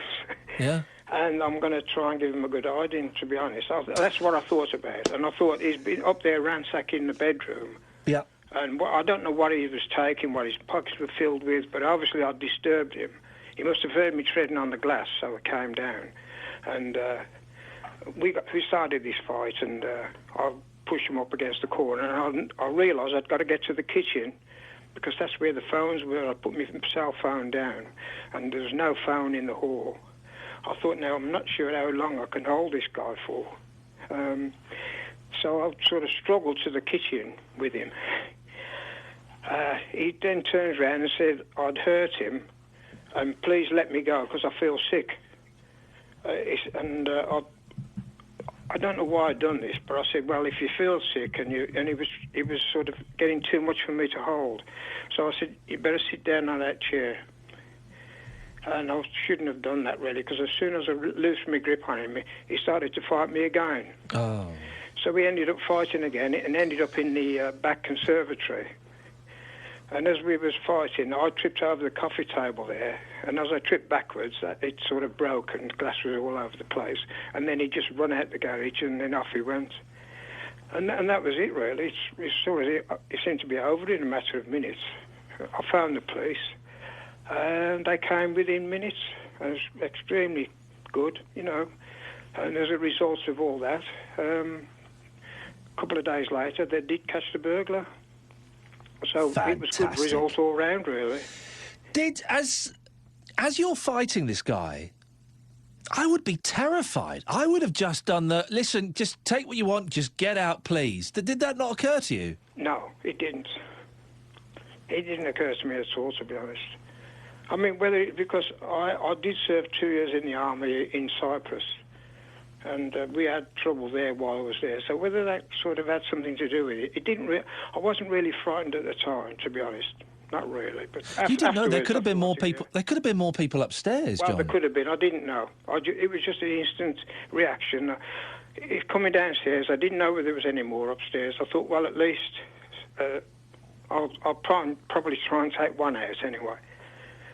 but it's just the way I think at the time. But obviously, that was the first time I've had that sort of incident. Probably all the time I've been in a house. And John, sorry, did you say that you have a wife who lives with you? Yes, yeah. What did she say when she came home and you told her what you'd done? Well, at first, I had to phone the wife up and said, I phoned my daughter up. I said, don't bring the wife home yet. I said, because the house is a mess, and I wanted to get some breath back and sort of get myself together. So she kept the wife out. When she came back, the wife was so upset. It really upset her, to be honest. I bet it did. Well, it would do, wouldn't it, really? Did she tell you were a silly boy for having a fight? I don't. I think she was like, she didn't know what to say. To be honest, she was just, she couldn't believe what had happened. And when she seen all the glass everywhere, when we went upstairs, the bedroom was all the stuff was all over the place. He ransacked all the drawers, took the jewellery, took the gold. It's one of those things, isn't it? It's never happened before, and I don't know why he chose this house, but he broke the glass in the front door to get through the door. And he just picked his moment, and that was it. And, John, did your daughter tell you off? Because I know that if my mum did something like this, I would tell her she was a very silly sausage. Well, yes, obviously. They were upset, and they said, why? What did you get involved with? When the wife came to and she was feeling a little bit better, she said, why on earth did you start to involve yourself? Why didn't you just walk away and let him go out the front door? But it's one of those things, really, it's just... Instinct kicked in. It's an instinct, yeah. It is, yeah. But it's no braver than that lady that was on, what you mentioned earlier, a tackle 3. Yeah. With a walk... I mean, how brave is that? John, I could talk to you all morning. We've got to leave it there because we're running out of time. Thank you so much for that. What an amazing story. Shivers down my spine. This is why doing this show is so great. You get stories like that, John Dance. Just incredible. Wow. This is BBC WM 95.6. Travel News Now, Liz Saul. Thank you very much, Ian. We're just getting word of some temporary lights causing delays in the Faisley Street area of Birmingham, so just be a bit careful around there. To the motorways, the M6 going north is struggling from an accident earlier, which blocked the motorway briefly between 11A and 12. The M6 toll to the A5 Telford turn. All the lanes have long since reopened, but traffic is still struggling through there. We're getting reports of some sort of traffic problem, the M42 going south between junctions 9 and 8 from the M6 toll to the Coes Hill and the Coes Hill turn through to the M6 itself. Slow in Birmingham, approaching Five Ways Island still, particularly from Hagley Road and Ladywood Middleway. In Dudley, St James's Road is a bit busy because of some temporary lights near to the parade. If you can update us, call BBC WM 95.6 Travel 08453 002288. This is the voice of Birmingham And the Black Country. BBC WM. 95.6. Baggies. Villa, Wolves, Blues. Tamworth. Walsall football news. Starting lineup here inside the Hawthorns. Yeah, make of this what you will. There's 8 changes. Signing, sackings, Gossip, rumour. and exclusive interviews. Purely because of the money. Not just the money, the survival in the league. Live matches from the ground. At Villa Park, Rob Gurney. Nicholas Hellenius has scored. Commentaries with perfect sound. Siggett will turn it home. Blues with their first goal. Every goal and every save. On FM, not just medium wave. The Voice. The Voice. The voice of Birmingham and the Black Country. BBC WM 95.6. Anybody else still shocked by that chat with John Dance? He was in his 70s. Couldn't tell, he had a young voice. He was in his 70s, ended up fighting with a burglar in his house. I think you never know what you're going to do until you're in that position, do you? I think I'd let them pretty much get on with it. Say, look, just take what you want, get out. It's insured. You nick my TV, you nick my Xbox, I'll get it back. If it looks like my kids and my wife are in physical danger, then that's a different issue. Then I think my fighting instinct, defensive, survival mode, then I think that would kick in. If it was just a TV and an Xbox and a DVD, yeah, take that. My kids, then we're going to get a little bit nastier. 03453 009956 is the phone number. Lynn is in Solihull. Morning, Lynn. Morning. I'm recovering from that chat with John. That was incredible. Really amazing. Amazing. You've called in about being a vegetarian. Are you one? I am, yes. Yes, I've been a vegetarian for about 32 years now, and I have 3 children who are also vegetarian, and my husband who's not. So, but the reason I phoned in really is because I was just phoning about the comment that one of the gentlemen made earlier, who said he thought that children should be given meat and parents shouldn't stop their choice. But I think what really happens is we all decide what is best for our children based on our belief system, whatever that might be. And I decided that it was best for my children not to eat meat because of all the health problems. And for me, it was a moral thing as well. Obviously, for the kids, it's more of a health thing for them. But in fact, I guess because they've been brought up like that, they now also believe that they won't eat meat when they're older. How old are your kids, if you don't mind me asking? I've got one that's 12, one that's 10, and one that's 9. You know they're going to do that thing at 15, 16, which is when a lot of kids become vegetarians, that they're probably going to rebel and go down to Mackie D's. Yeah, probably.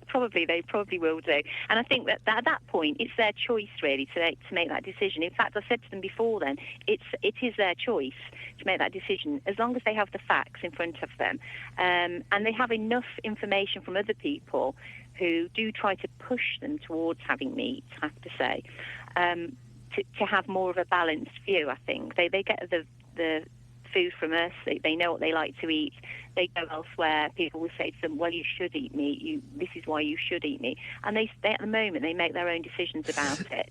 Don't kids of a young age have to eat meat, though? Isn't it good for them? No, they don't. No, as long as, and I think what you also find is a lot of vegetarians as well are quite careful about the diet they feed to their children, the diet that they feed to themselves. They are more aware of the type of food that they're putting into their system, if you like. They have a lot of fruit, probably. They have a lot of lentil type of protein-based foods. They try to make sure that they're getting all the amino acids they should be getting. Now, that might be going a bit far for some people, but they do check out that they're getting the food groups that they should be getting. So I don't think vegetarian kids do miss out. Lynn, thank you very much indeed. It's a tough one. The decision's been made for me. My wife eats lots of meat, so the kids eat meat. And I've never had a problem with that. Never had a problem with it. And at no point have I suggested that they should be vegetarians. Partly because, as I've said, my wife is half Greek. I would not win that argument at all. But also, I kind of think it's their decision to make, really. When they get older, my boys haven't noticed that I don't eat meat. They've started, the oldest one who's 4, has started to make the connection that, oh, hang on, we're eating lamb. Is that like a lamb you'd see in a field? But I don't think I could bring them up vegetarian. I would let them make their own decision on that. 03453 009956. Bill's in Great Bar. Morning, Bill. Good morning. What would you like to say? I've been listening to your show, and, I've been a vegetarian since 1954, and I'm 85 now, still going strong. I never tried to force vegetarianism on anybody. They get on my nerves, people who try to sell vegetarianism. Oh, don't they just? I very, very rarely talk about it, and I'll only talk about it if I'm asked. That's right. Well, I didn't try to force my kids or anything like that. And funnily enough, all my children and my grandchildren and my great-grandchildren are now vegetarian. Oh. I didn't force it on any of them. My wife is not a vegetarian, but she does eat mostly vegetarian food because can't be bothered to cook specially for herself most of the time. But no, I think trying to shove vegetarianism down people's throats is not another good thing to do. But I find that it's not necessary to eat meat. I'm still going. Do you never miss it? Do you never miss a nice little bit of roast lamb or a bacon butty or a steak? No, in fact, it'd make me ill to have to do it now. I mean, it's very simple, I think. Just briefly, animals are looked at as being, something that can't understand and feel pain and so on like we can. That's a load of rubbish. I mean, both animals have a brain, a nervous system, circulatory system. They got everything that we've got. The only thing they haven't got is a voice. And lovely bits of meat. Bill, thank you very much indeed. Well, my quest continues to decide whether I should become a meat eater or not. I don't know. I'm going to give it some thought. This is Iain Lee, BBC WM 95.6. Iain Lee. On BBC WM. 95.6. The voice of Birmingham and the Black Country. Daz is coming up at midday, but before that, it seems like cinemas have become like buses in Walsall. You can none for ages, then two come along at once. Light Cinemas will run the screens at Walsall Waterfront, creating 30 jobs. Well, that announcement comes just weeks after contracts were exchanged for a View Cinema to open in Littleton Street. Two cinemas so close together? Is it a sensible idea? Well, the leader of Walsall Council, Mike Bird, says he doesn't think the town can support the two cinemas. Mike, why not? Well, I think it's a close call, really. I think market forces will determine as to whether two cinemas can survive. Obviously, anybody who wants to invest in Walsall, we would welcome and certainly do. We got the new Primark store started on the Thursday of last week, and we've got another £11 million shopping scheme coming forward. So what we'll do, we'll see footfall coming into the town, and it may very well be that both cinemas will be able to survive, but I firmly believe that market forces might very well just mean that one will come forward. Mike, for those who don't know the area, how far apart would these two cinemas be? Less than a mile, I would guess. Yeah. And do we know how many screens each cinema would have? I haven't seen the detail on that yet. I think it's a 9-screen, to be fair. I think from memory it's a 9-screen cinema. Certainly that's the one, the View Cinema, who have a substantial number of outlets throughout the UK, whereas Light only have, I believe, one outlet, which I think is in Bristol. It does seem odd, because we're people living in times of austerity, or maybe not, depends who you're listening to, but the cinema, I would have thought, is having a bit of a downturn at the moment. To open two seems bold, to say the least. I don't think it's having a downturn. I think it's having a renaissance, really. Is it? I think the fact of the matter is this. It's one of the few family entertainments that are still around and affordable to a certain extent. You have to be careful what you buy when you're in them, because the price of some of the confectionery and stuff at all cinemas tends to be exorbitant. But I sincerely hope that people will see that the administration of Walsall Council is attracting investment to the envy of our neighbours, I believe. I guess this is the thing that we should be focusing on, that Walsall is doing well, that people are being prepared to invest money there and start new businesses there. I think that's true. I think I worked with my colleague, Councillor Andrew, my deputy, for the last 3 years to secure a Primark investment in the town, which Walsall Council are funding, which again was frowned upon by the Labour administration, the Labour opposition. But it will make Walsall a shopping destination. Primark has that effect, and I think from there will be spin-offs from people coming into the town, visiting that store. Other stores will come into the town, because if it's good enough for Primark, it's good enough for them. And that will boost the local economy, with people spending money in the restaurants and in the other shops that in actual fact they may not even know exist. Mike, what was the last film you saw at the Pictures? I haven't been to Pictures for years, to be honest. But, I think certainly my experience of looking at the marketing that these two people have done is they do, and View Cinemas in particular, are very successful around the country. It is a night out, I spend too much time down the town hall, that's probably why. Mike, appreciate your time. Thank you very much. Mike Bird, leader of Walsall Council. I love the Pictures. Having two kids, if you're a parent of young kids, going to the Pictures is really, really tough, isn't it? It's hard to justify. But saying that, the last film we went to see, we took the boys. It's kind of like a big experiment. Can we get the boys to sit through a movie in the cinema? And we took them to see the new Disney film, Frozen. Oh, it's good. Oh, it's very, very good. It's like a proper classic old Disney film with cracking songs. It's a superb little film. I thoroughly recommend it. Daz, are you there? I'm here, yeah, and I've got a couple of meaty talking points this afternoon. See what I've done there? He's good. You should be on the radio and stuff like that. Yeah. Early kick-off on the way from midday, building up to all of today's big games. On the agenda today, laziest footballers you've ever had in your team. You can be as recent or as far back in time as you want. The players who just wouldn't be prepared to break sweat. That's a great There are plenty about them. And also, David Hay, the former boxer's coming to Molyneux next month to do a sporting evening. So who are the best and worst after-dinner speakers that you've seen as well over the years? So that's all on the way in, about 5 minutes' time? Daz, thank you very much. Have a great show. Speak to you next week.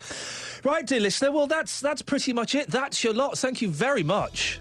Lots of phone calls. It makes my job so much easier, and I think it makes the show so much better, having you phone in and putting your points forward. So thank you very much for that. I'm not sure we've achieved anything. We're certainly not feeling better in our pockets, and I've not decided whether I'm going to eat meat or not. But I will be listening to the Frozen soundtrack as I drive home.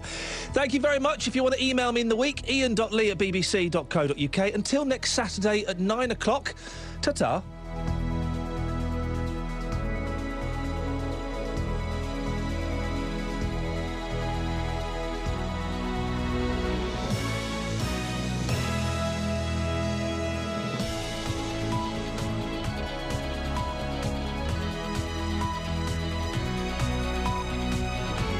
The voice of Birmingham and the Black Country. BBC WM 95.6. So more from Iain Lee next Saturday morning from 9. On the way next, then, we're building up to all the big games in early kick-off with me, Daz Hale. But first, the news at midday on BBC WM with Olivia Morley. Good afternoon. 7 people